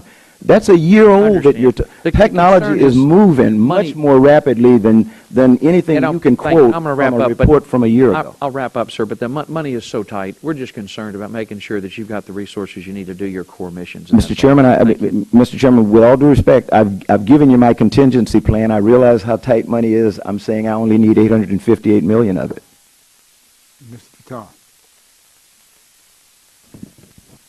Mr. Chairman, I think whatever other questions I have, I'll submit for the record, but I think it's been very helpful so far. Thank you. On aeronautics, after a long run as an undisputed leader in aviation technology, the United States has begun facing aggressive, focused global competition. The best way to ward off this competition is through the development of new technologies that will protect American market share, but we appear to be following the opposite strategy. As global competition has intensified, investment in NASA's aeronautics program, which would likely develop those game-changing new technologies, have decreased substantially. The program is currently close to 40% smaller than a decade ago, and NASA is once again proposing a cut in its annual aeronautics budget. How can we sustain our aviation leadership with a shrinking R&D support? Mr. Chairman, in fact, the aeronautics program has redirected its strategy. It now has 6 strategic thrusts that they have gone out and worked with industry to look at where we need to focus our efforts, given the amount of money we have dedicated to aeronautics. And we feel that those 6 thrusts will keep America at the forefront of development of aeronautical systems. We are working on integration of unmanned aerial systems into the National Air Transportation System. We're looking at ways to be environmentally responsible by reducing emissions, reducing noise, and increasing speed of airplanes that fly today. We have released already 2 specific software packages to the FAA that allows them to get aircraft off the runway and to their cruising altitude much faster. That is documented savings of hundreds of millions of dollars to hundreds of thousands of dollars to aircraft companies that have been tested with us. We're about to put a test in place at Charlotte Airport with U.S. Airways on a ground radar system and a ground management system that will increase the efficiency of airplanes getting from the gate to the runway for takeoff. And that's just that's the change in direction that aeronautics has made, because we're trying to do what the industry needs for us to do to keep them competitive. It's the largest balance of trade item this nation has, and we're trying to keep it robust and number one, and I think we're doing that. Well, I think we are falling behind, but Mr. Do you want to go? Yeah, I'll go to Mr. Adderall so he can. I'll come back to that. Go ahead. Yeah. Oh, I understand the interim cryogenic propulsion upper stage would make sense for 1 or 2 missions, but start more robust work now on the SLS upper stage that creates at least 2 significant possibilities. Only the SLS with a robust upper stage could carry the biggest possible Europa mission, and it will get the results back to the scientific community in less than half the time of current rockets. Also, there's significant interest by international partners in moon-related missions. Meanwhile, a few minutes ago you mentioned Bigelow. They have proposed modules which could be useful to addition to the space station, as well as platforms for orbiting or landing on the moon. Tell me, what would be the problem if we moved ahead with substantial work on a robust upper stage and designate SLS as the vehicle for the Europa mission? Secondly, that we plan an SLS mission involving international partners and additional commercial companies, a mission involving either an international space station, the moon, or both, something that would be possible only with an SLS rocket.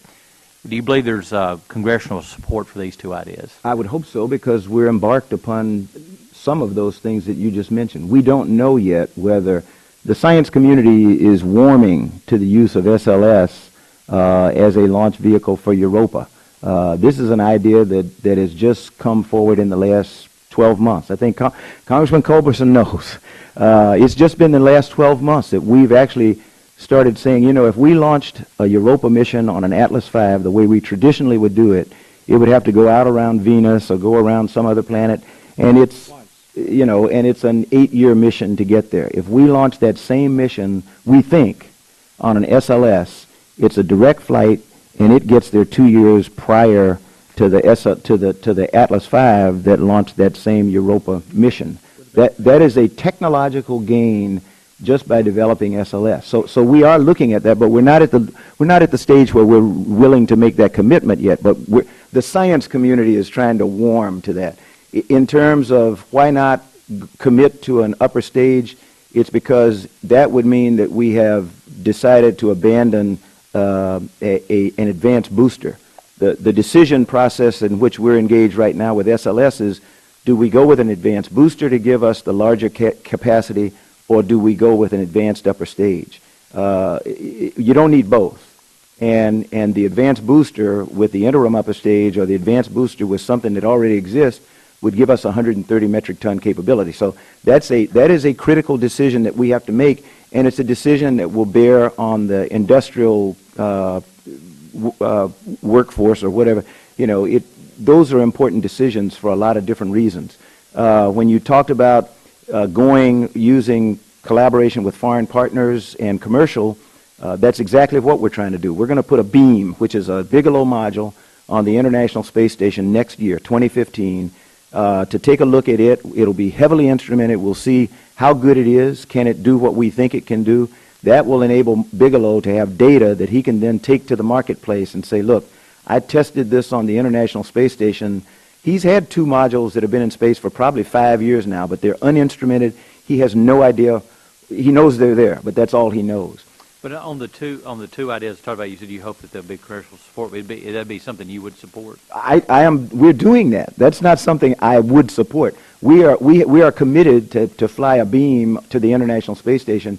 We have committed, we now have an international partner in the critical path for Orion. The service module is to be developed by the European Space Agency, and they made the decision to partner with Lockheed Martin. So if you were to talk to anybody today working the Orion program, they would tell you that the contractor for the service module, which is an integral part of an exploration mission, Orion doesn't, crews can't survive in Orion to Mars. They need a service module and a habitation module. So the service module, we've already made the commitment. The Europeans are in the critical path. If they don't deliver, we don't go.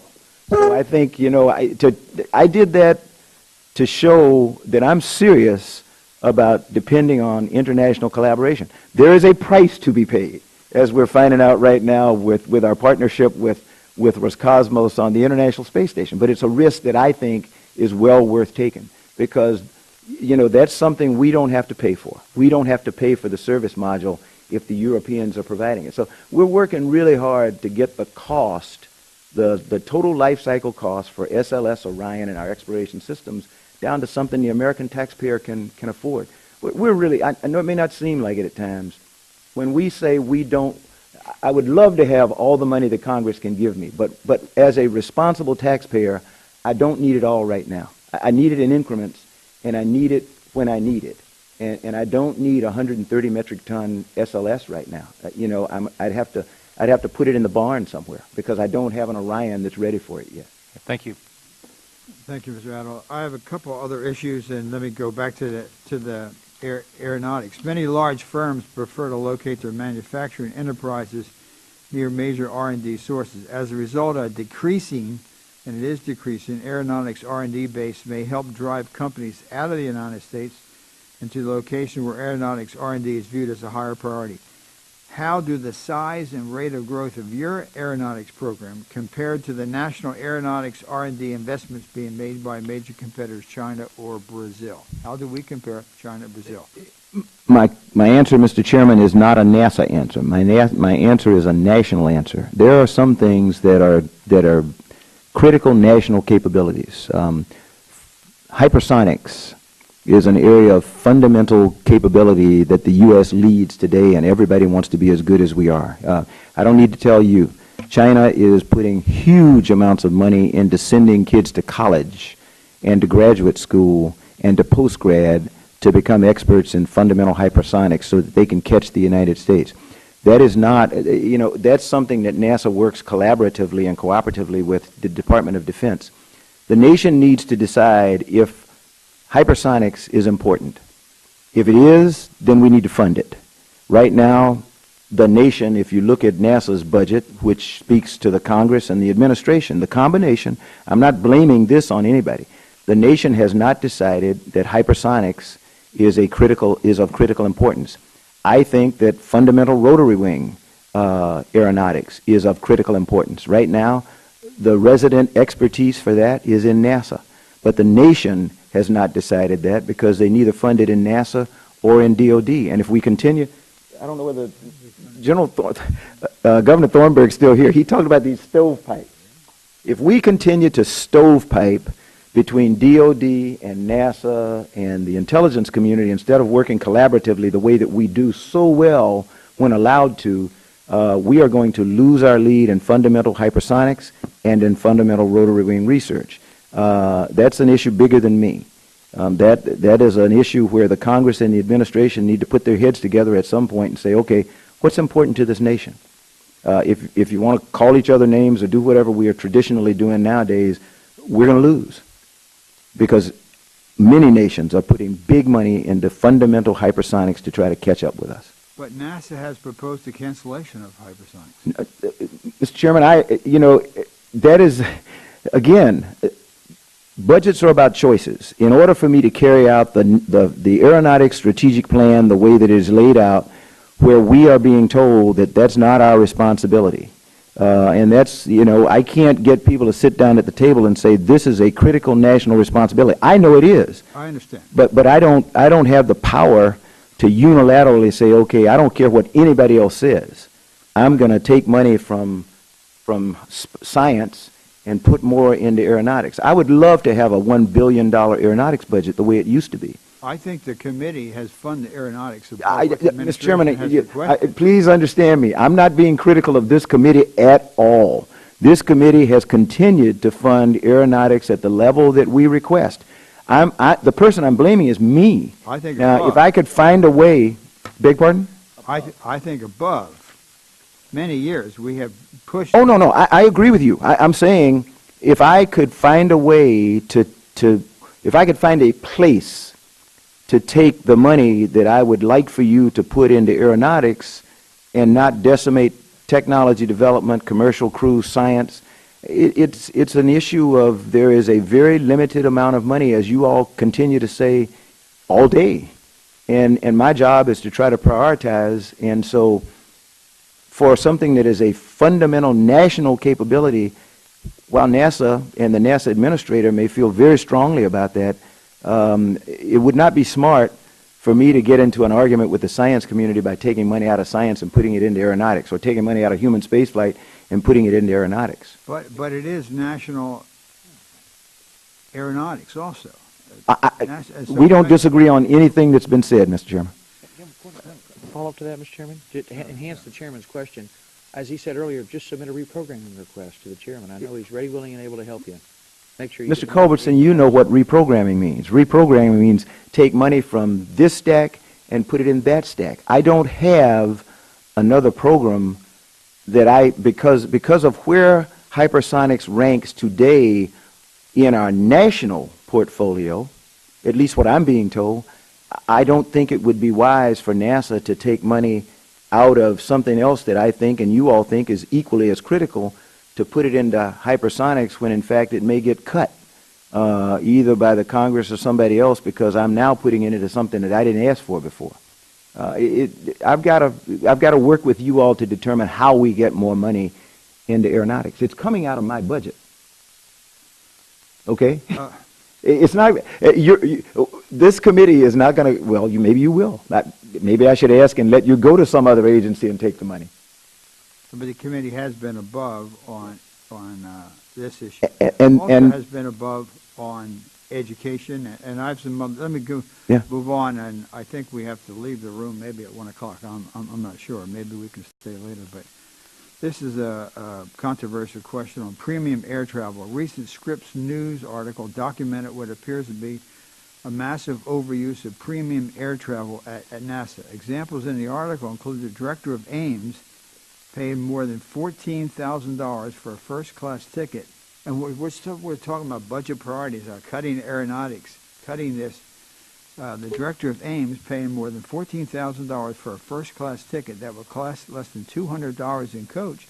And you yourself using a first-class ticket to travel from D.C. to Los Angeles at a cost of $1,600 when coach fares run, I don't know, 3, 4, 5. Mr. Chairman, I would be very happy to show anyone my travel records.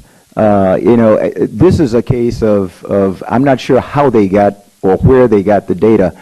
I don't travel first class. I do get upgrades because I travel a lot. I just went to, and the staff can go check this. I just went to a 3-day trip to Australia to celebrate the 50th anniversary of the Deep Space Network. Round trip, coach. Now, because I had 500,000 miles traveling for this country, I was able to use one of my global upgrades. But that's counted somehow as premium travel.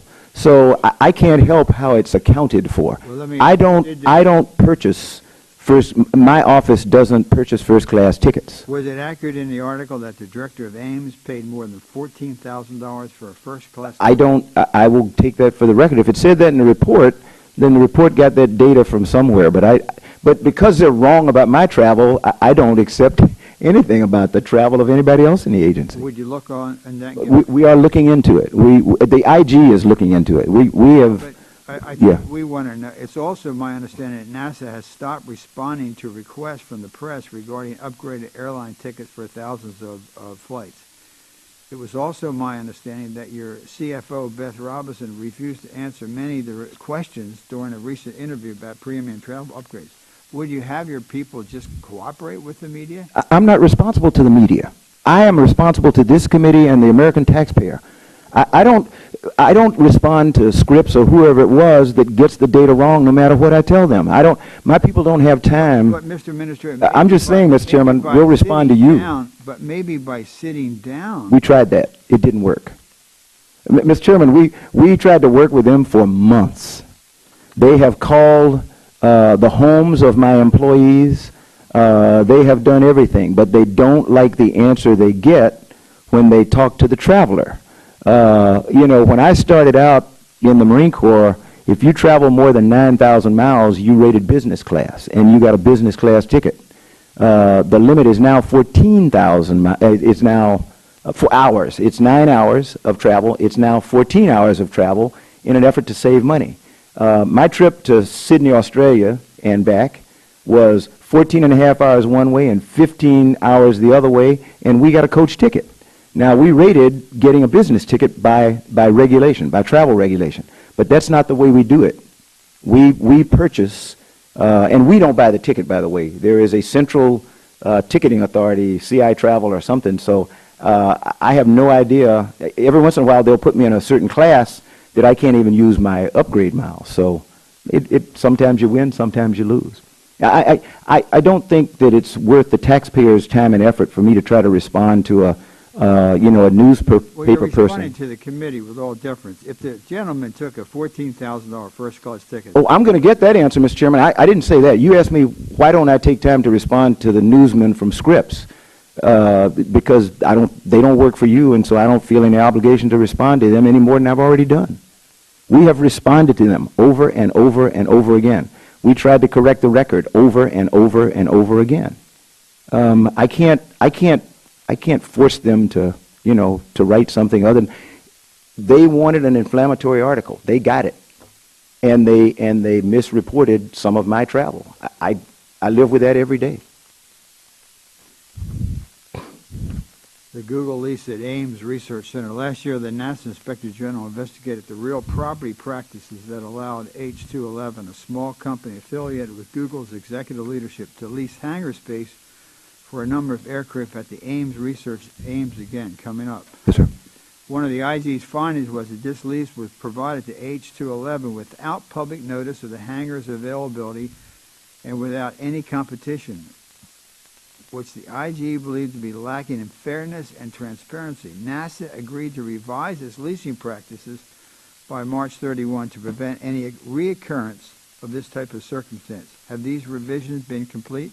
Mr. Chairman, we've gone even farther. What we've done is we've tried to divest ourselves out of the operation of Moffett Field, where the hangar is, and it's my hope that we can announce that there has been a winner in the competition to take over operation of Moffett Field and everything, and still provide access to the airfield for national security needs, because there is a California Air National Guard unit there in C-130s, there's an Army National Guard unit there in helicopters, and they will continue to operate. They won't know that NASA is no longer running that field. It's taken me 5 years to get here, but we turned it over to GSA, and GSA did an incredible job of running a competition to have someone else run Moffett Field. So you hopefully will not get any reports about irregularities at Moffett Field after this year, because NASA Ames, NASA, there will be no NASA involved in the operation of Moffett Field. So yes, I have done something, and I hope to be able to announce it publicly soon. The IG also evaluated H211's receipt of below-market rate aircraft fuel from the Department of Defense as part of its lease arrangement with Ames, and estimated that due to poor communication between Ames and DoD, H211 received a $3 to $5 million worth of fuel benefits to which it was not entitled. Without dictating a specific approach, the IG recommend that NASA explore possible remedies with H211 in an attempt to rectify this underpayment. What is the status of these events, and have you found a means to get them to refund the benefits? We have been working with the people investigating, but Mr. Chairman, the underpayment is to the state of California and the taxing authorities there. They paid what was the government price for the gasoline. That was a mistake, and we have rectified that. The loss in revenue. But how long did that go on? I'm not really sure. Companies can't. I mean, that should Mr. Chairman, that was a miscommunications between DOD and Ames, and we have rectified that. As I said again, that practice is no longer there. They now pay commercial rate for fuel. The recoupment of funds is actually something that the state of California and the local taxing authority will have to do. The U.S. taxpayer did not lose any money. They didn't lose any tax revenue there because it's a, but that's the loss is tax revenue. The OIG recently completed a review of NASA's use of mobile IT devices, including smartphones, tablets, and cell phones. One major finding was that NASA has no accurate inventory, this is the IG, of all of its mobile devices, meaning that the agency may be unaware of devices that have gone missing, is paying for services that aren't being used, and may not have been installed necessary security software on all active devices. How did the need for something as fundamental as an inventory of devices go unaddressed at NASA for so long? Mr. Chairman, since I've been the NASA Administrator, we have been looking at all of these issues and we have been trying to rectify. And so what we're doing now is that we are establishing a much more accurate inventory of all the IT devices that we have. Some people are being asked to turn in IT devices if they have multiples that we don't feel are appropriate. And all I can tell you about is what our path forward is. We're trying to rectify these problems. Well, I think it's shoddily run. And also the staff just said Google won the Moffett Field competition at Ames. Do you wonder why the American people are losing confidence in the government? I mean, that... Mr. Chairman, the point to Ames is it was a lawful, legal competition run by the General Services Administration, not NASA. Yeah. So if Google, and I don't think it's Google, to be quite honest. I think it is a subsidiary. I think it's, what is it, Space Partners or something like that? Planetary Ventures. But NASA did not run that competition. We got out of it and gave it to the General Services Administration as the nation's landlord. And GSA ran the competition. It was a legal, open, fair competition, and the winner was the winner. We didn't have anything to do with that. Google to restore Hangar 1 and operate... To save the American taxpayer $68 million. Yeah. I haven't interrupted you. I'm sorry. If I may. On Monday, federal officials announced they have chosen a Google subsidiary to restore landmark Hangar 1 at Moffett Field and assume control of the airfield's two runways. I think it borders on being shocking, and I can see this is why the American people just say, getting brakes on aviation fuel. The average company doesn't get that. The average American citizen doesn't get it. Getting brakes on hangars. It's just not appropriate. I mean, from the values that it's just not appropriate. Now, let me move on. We're going to have other questions for the record. Last two questions. I'm going to go to Mr.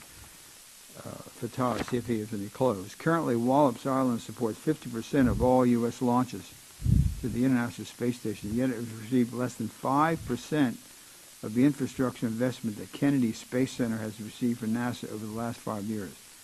For example, KSC has received nearly $700 million infrastructure upgrades under the 21st Century Space Launch Complex program, while Wallops received $5 million. It's my understanding that Wallops has a number of urgent needs, including infrastructure upgrades and need for expanded payload processing facilities, given the increased use of this important NASA range.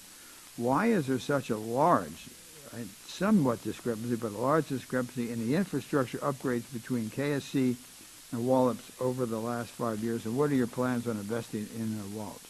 Primarily reason is because KSC is a federal facility, and the money spent down there for the 21st Century Launch Complex is for Launch Complex 39B, where we intend to launch NASA missions. It is not a commercial launch facility.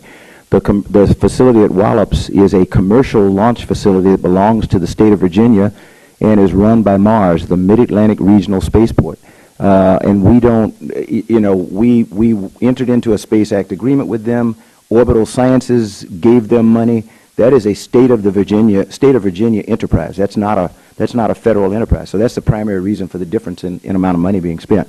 I will say, in order to make Mars, to help Mars be able to launch Antares for orbital, NASA did in fact lend people, expertise, and equipment to try to finish the launch complex at Wallops. That was not something we had to do because that's a commercial space venture belonging to the state of Virginia. It's on federal land, but it is not a federal facility. So that's the big difference. Employees are down there?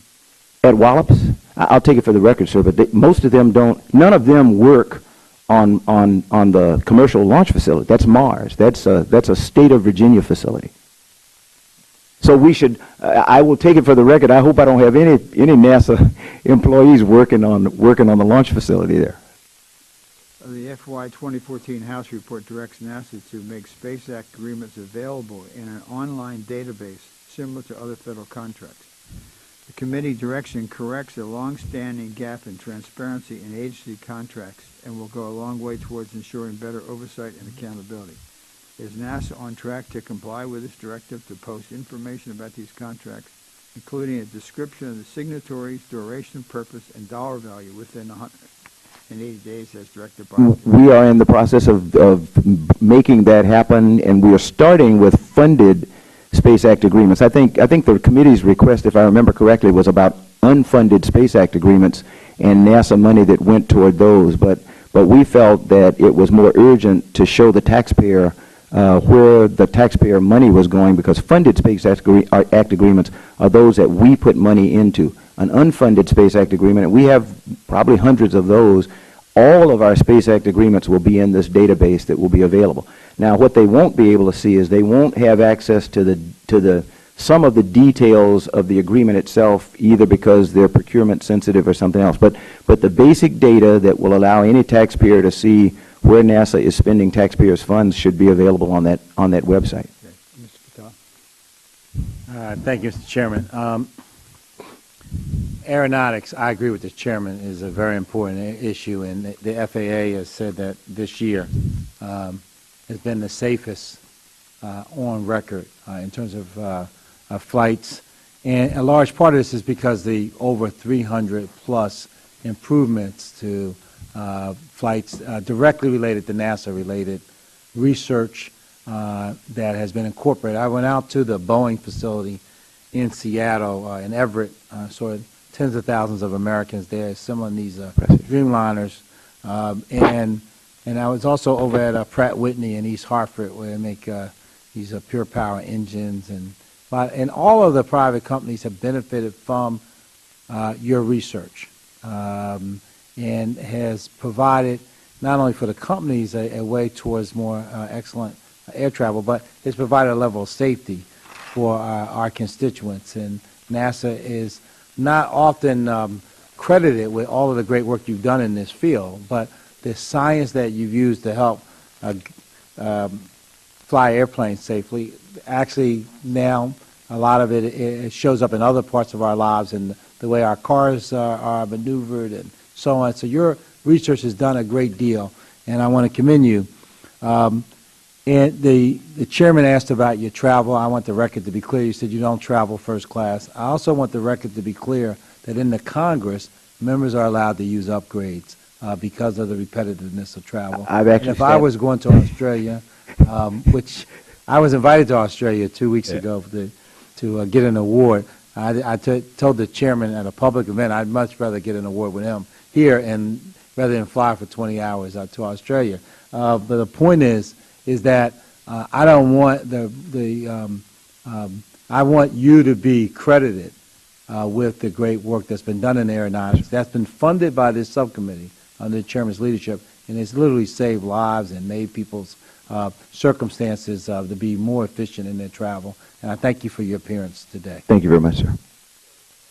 Thank you for your testimony. With that, the committee will be adjourned. Thank you very much, sir.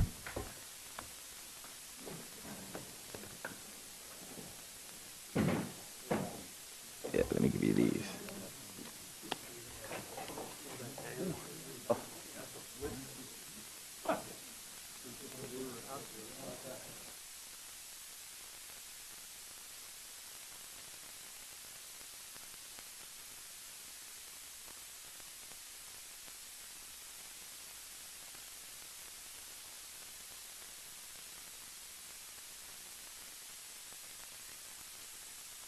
We're casting doubt on NASA's decision-making in areas as diverse as potential abuse of premium air travel to lack of control over mobile IT devices to possible favoritism in the awarding of leases. If NASA is going to continue to receive the support of the Congress, it absolutely must do a better job of demonstrating a commitment to fiscal responsibility and compliance with oversight requirements. In a moment, we will begin our first security-focused panel with some brief opening remarks from Governor Thornburg, who will then answer questions from the subcommittee. Then we will turn to Administrator Bolden, who will provide his own opening remarks about the security report and the budget request, and then proceed to questions on these topics. Before we get started, I want to recognize the ranking member, Mr. Fattah, for any opening remarks that he would like. Fattah. Thank you, Mr. Chairman, and let me welcome our witnesses, and in particular my governor, to the hearing. I started in the state legislature, elected in 1982, and was sworn in January of 1983, some 32 years ago, and Governor Thornburg was running the shop. We worked together on a number of important initiatives that the governor would be happy to know are still doing extraordinary work on behalf of people of Pennsylvania. The Ben Franklin Partnership, which I legislatively sponsored, but the governor helped provide the resources and the political leadership to get it signed into law, and with centers all over the state bringing technical-based enterprises into a commercialized state and employing Pennsylvanians, and also the customized job training efforts at our community colleges. And we were just together technologically speaking for the Pro Bono Awards for the Legal Services Corporation, which had its event in Pittsburgh maybe 4 months or so ago. And the governor spoke by technological means, and so did I. Neither one of us were able to be there, but we did want to indicate our support for the work of the Legal Services Corporation. So I welcome you, and I look forward to your testimony. I want to note in my opening comments that the governor is going to say what I think we all agree to as Americans, that NASA is one of the most accomplished agencies in the United States federal government and one of the most respected agencies in the world. But more important to the point of today is that he points out in his written testimony that NASA, in its leadership at every level, cooperated fully with this analysis and review. And as we've seen with a lot of federal agencies, even those charged with top secret activities, that there are challenges with security. I reference now the Snowden matter and other matters that have been challenging to our government over time. But this is an important contribution. I want to thank you for doing this work, and we look forward to your comments. And I also want to acknowledge the presence of the Administrator from NASA and his top leadership team, and we'll be hearing from them shortly. So thank you, Chairman, and we look forward to the testimony and the comments back and forth. Thank you. Mr. Fattah. Governor, you can proceed.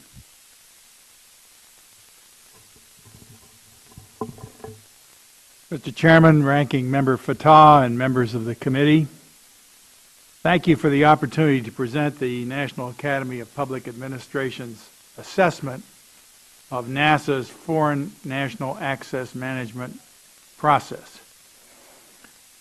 It is an honor to appear before this committee and to present the National Academy panel's findings, and particularly to have the opportunity to provide this information to you, Mr. Chairman, in this your final year in the Congress that you have served so well.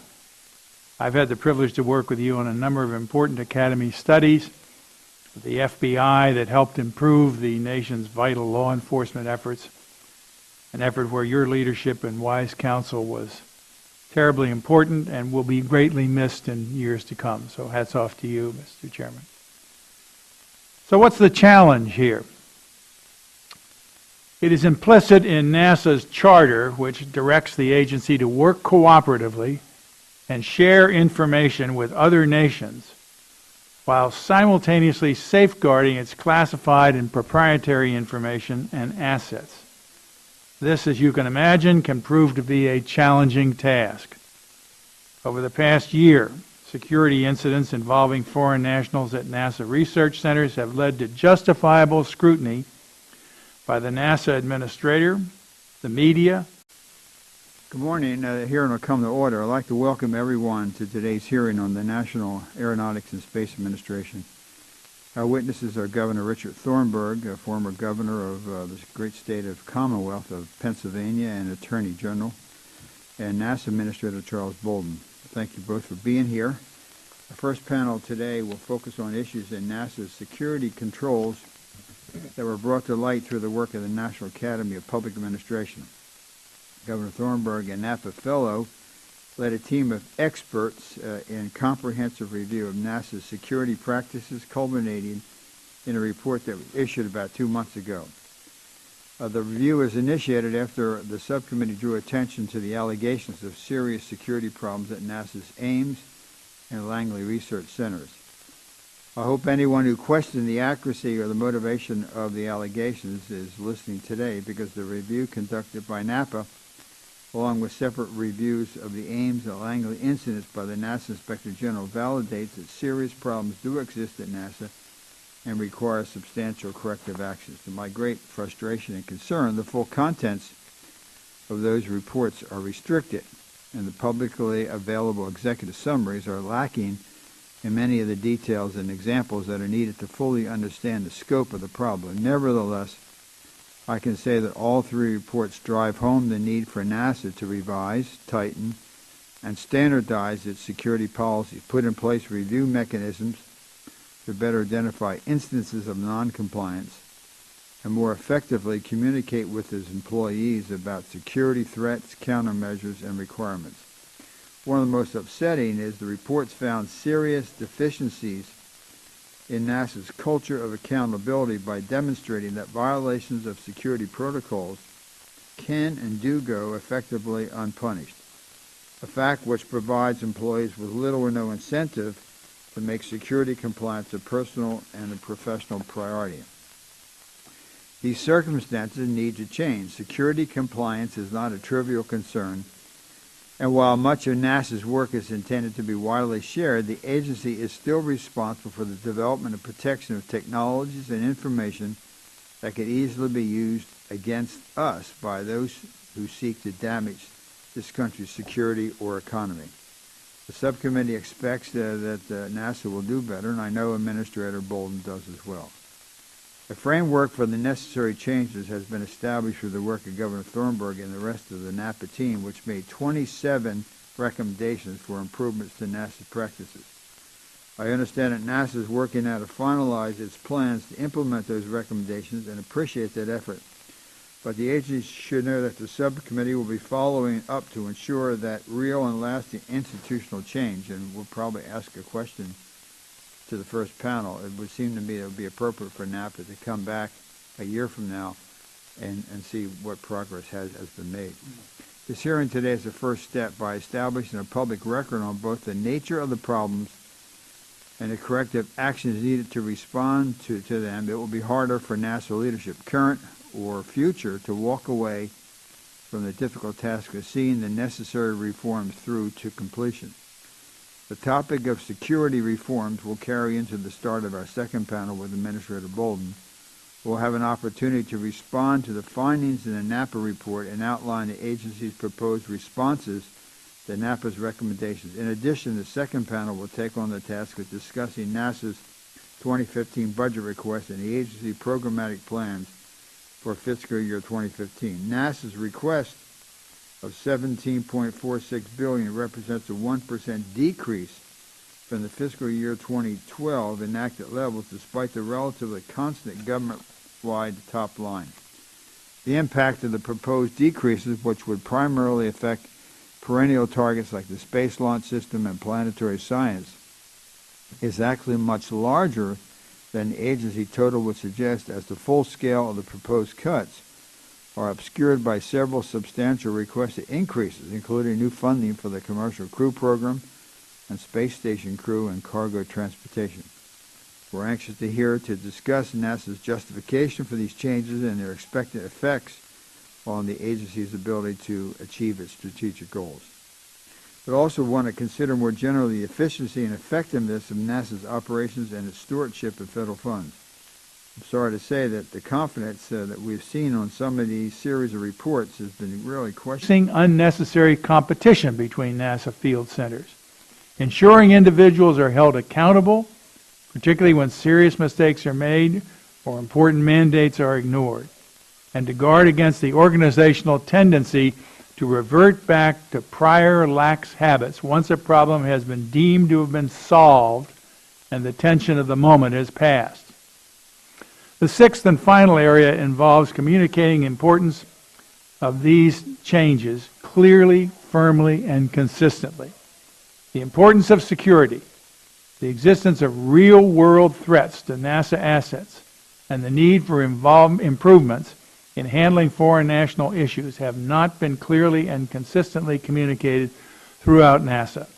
Senior leaders must firmly establish and communicate their total commitment to an effective foreign national access management program that enhances cooperation while safeguarding information. In closing, Mr. Chairman, let me note that the Academy was pleased and honored to have the occasion to work with NASA and the committee on this review and to present our testimony today.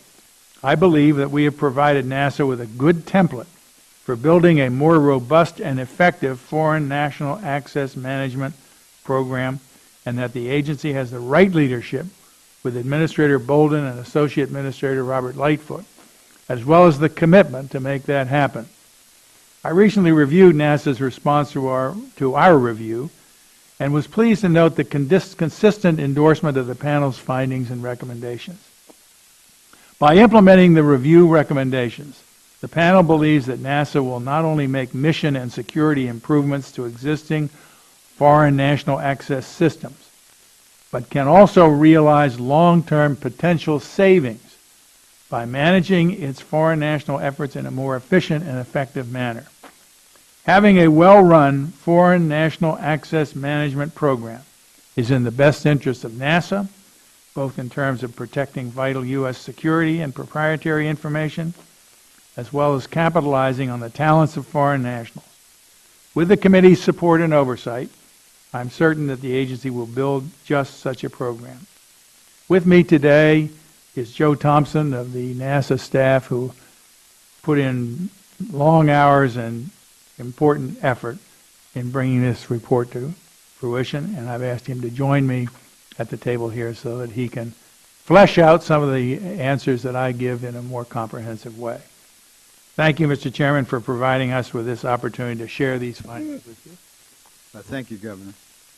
The report's public executive summary contains a high-level discussion of your findings, but lacks the details and examples to put these findings into context and drive home their real meaning. Without being able to discuss those details and examples here, can you instead characterize the seriousness of the problems that you discovered at NASA? Can you confirm that the issues you addressed are not trivial and are in fact serious and important? Mr. Chairman, without question, these are insidious threats that are posed to the integrity of an operation that is bound by its charter to interact on an almost daily basis with foreign nationals. And I think that the more attention that's paid to the effort to ensure that our security and our technology is not compromised by access of foreign nationals, which is part of its responsibility, I hasten to add, but that steps be taken to ensure that that cooperation and that program is carried out in a way that's not going to have an adverse effect on our national security. Based on your personal knowledge or any formal evaluations that were conducted as part of the NASA teamwork, how would you compare the level of security enforcement and compliance at NASA with other federal agencies? That's a tough one, Mr. Chairman. I'm not sure I'm in a position to answer that. I would hope that in many respects that NASA is a model for other agencies. But I suspect that in the particulars that we've identified in our report as being detrimental to the integrity of the program, there are counterparts in other areas of government, but our charter didn't extend to that, so I can't really give you a responsible answer. Part of the accountability is punishing the guilty. Another part is ensuring that the innocent know that the guilty have been punished, which promotes confidence in the system and deters future violations looking forward. And most particularly by this committee. Based on a suggestion from the committee, NASA contracted with the Academy to review its foreign national access management effort. This Academy panel, which I chaired, found that NASA was not doing a thorough and consistent job managing foreign nationals that visit or work at NASA centers or access NASA information technology. Some NASA centers visited during our review were found to have had very good programs in place, while others struggled to meet their foreign national access responsibilities. This has resulted in inconsistent, ineffective, and often fundamentally flawed outcomes, some of which the committee has already explored. The reason for these unwelcome outcomes are relatively straightforward, and I will highlight two of them. First, the panel found that while NASA is among the best organizations in the world when it comes to managing complex technological efforts, the agency does not apply its normal degree of program management rigor to foreign national access management, a largely administrative process. FNAM, as I'm going to prefer, I wish they'd come up with a good acronym for that. FNAM doesn't make much sense. But the Foreign National Asset Management Program is not managed as a program, but rather in a more stovepiped organizational fashion. Individual headquarters elements produce overly broad program directives, which in turn are subject to widely varying interpretations by NASA centers. Additionally, NASA headquarters has inadequate means for determining the overall efficacy of their directives and mandated processes so that problem areas can go unrecognized. Second, during this review, NASA IT professionals expressed strong concerns about the security of the agency's non-classified systems, with some believing that these systems have already been compromised. This finding is reinforced by other reviews of NASA's information technology, including those done by the NASA Inspector General. The fundamentally flawed outcomes that I mentioned earlier result when you couple this loosely structured program with relatively easily penetrable information technology security systems. I would be remiss if I didn't also note that while the Academy's focus was on the threat posed by foreign nationals, many of the panel's findings apply equally to threats arising from trusted insiders as well as other parties looking to compromise NASA's information technology. Before I summarize the panel's findings, I'd like to note that NASA provided complete cooperation for this review, and that NASA interviewees were candid, cooperative, and eager to both offer their insights and be involved in problem solving.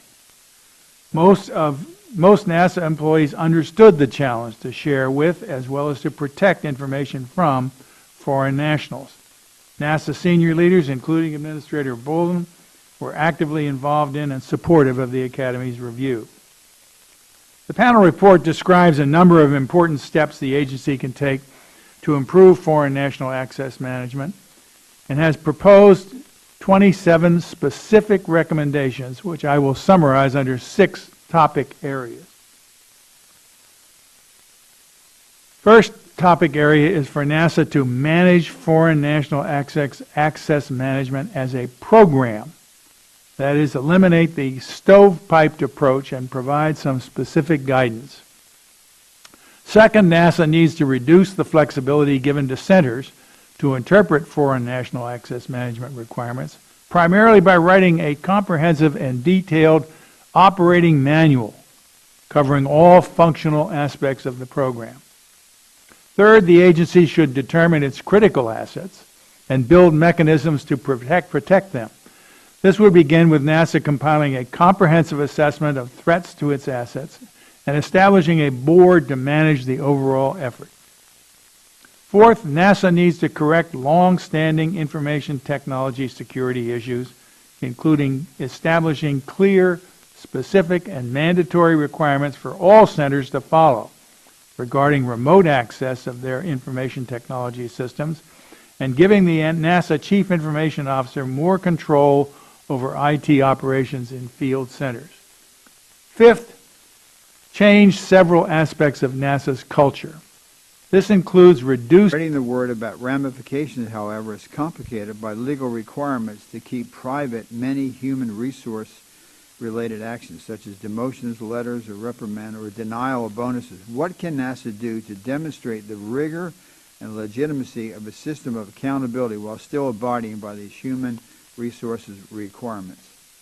I think, Mr. Chairman, what we've pointed out in our review is that there is abroad within NASA in significant portions of its operations a feeling that there is no sanctioning process worthy of the name when it comes to these kinds of lapses. There are specific responsibilities imposed presently and would be increased under our recommendation that have to be enforced by having a monitoring, auditing process, if you will, that would identify and mete out appropriate sanctions to people who violate their responsibilities under that. These are not criminal cases. These are not things that you would want to investigate necessarily from that point of view, although I'm sure that there, as you know, there have already been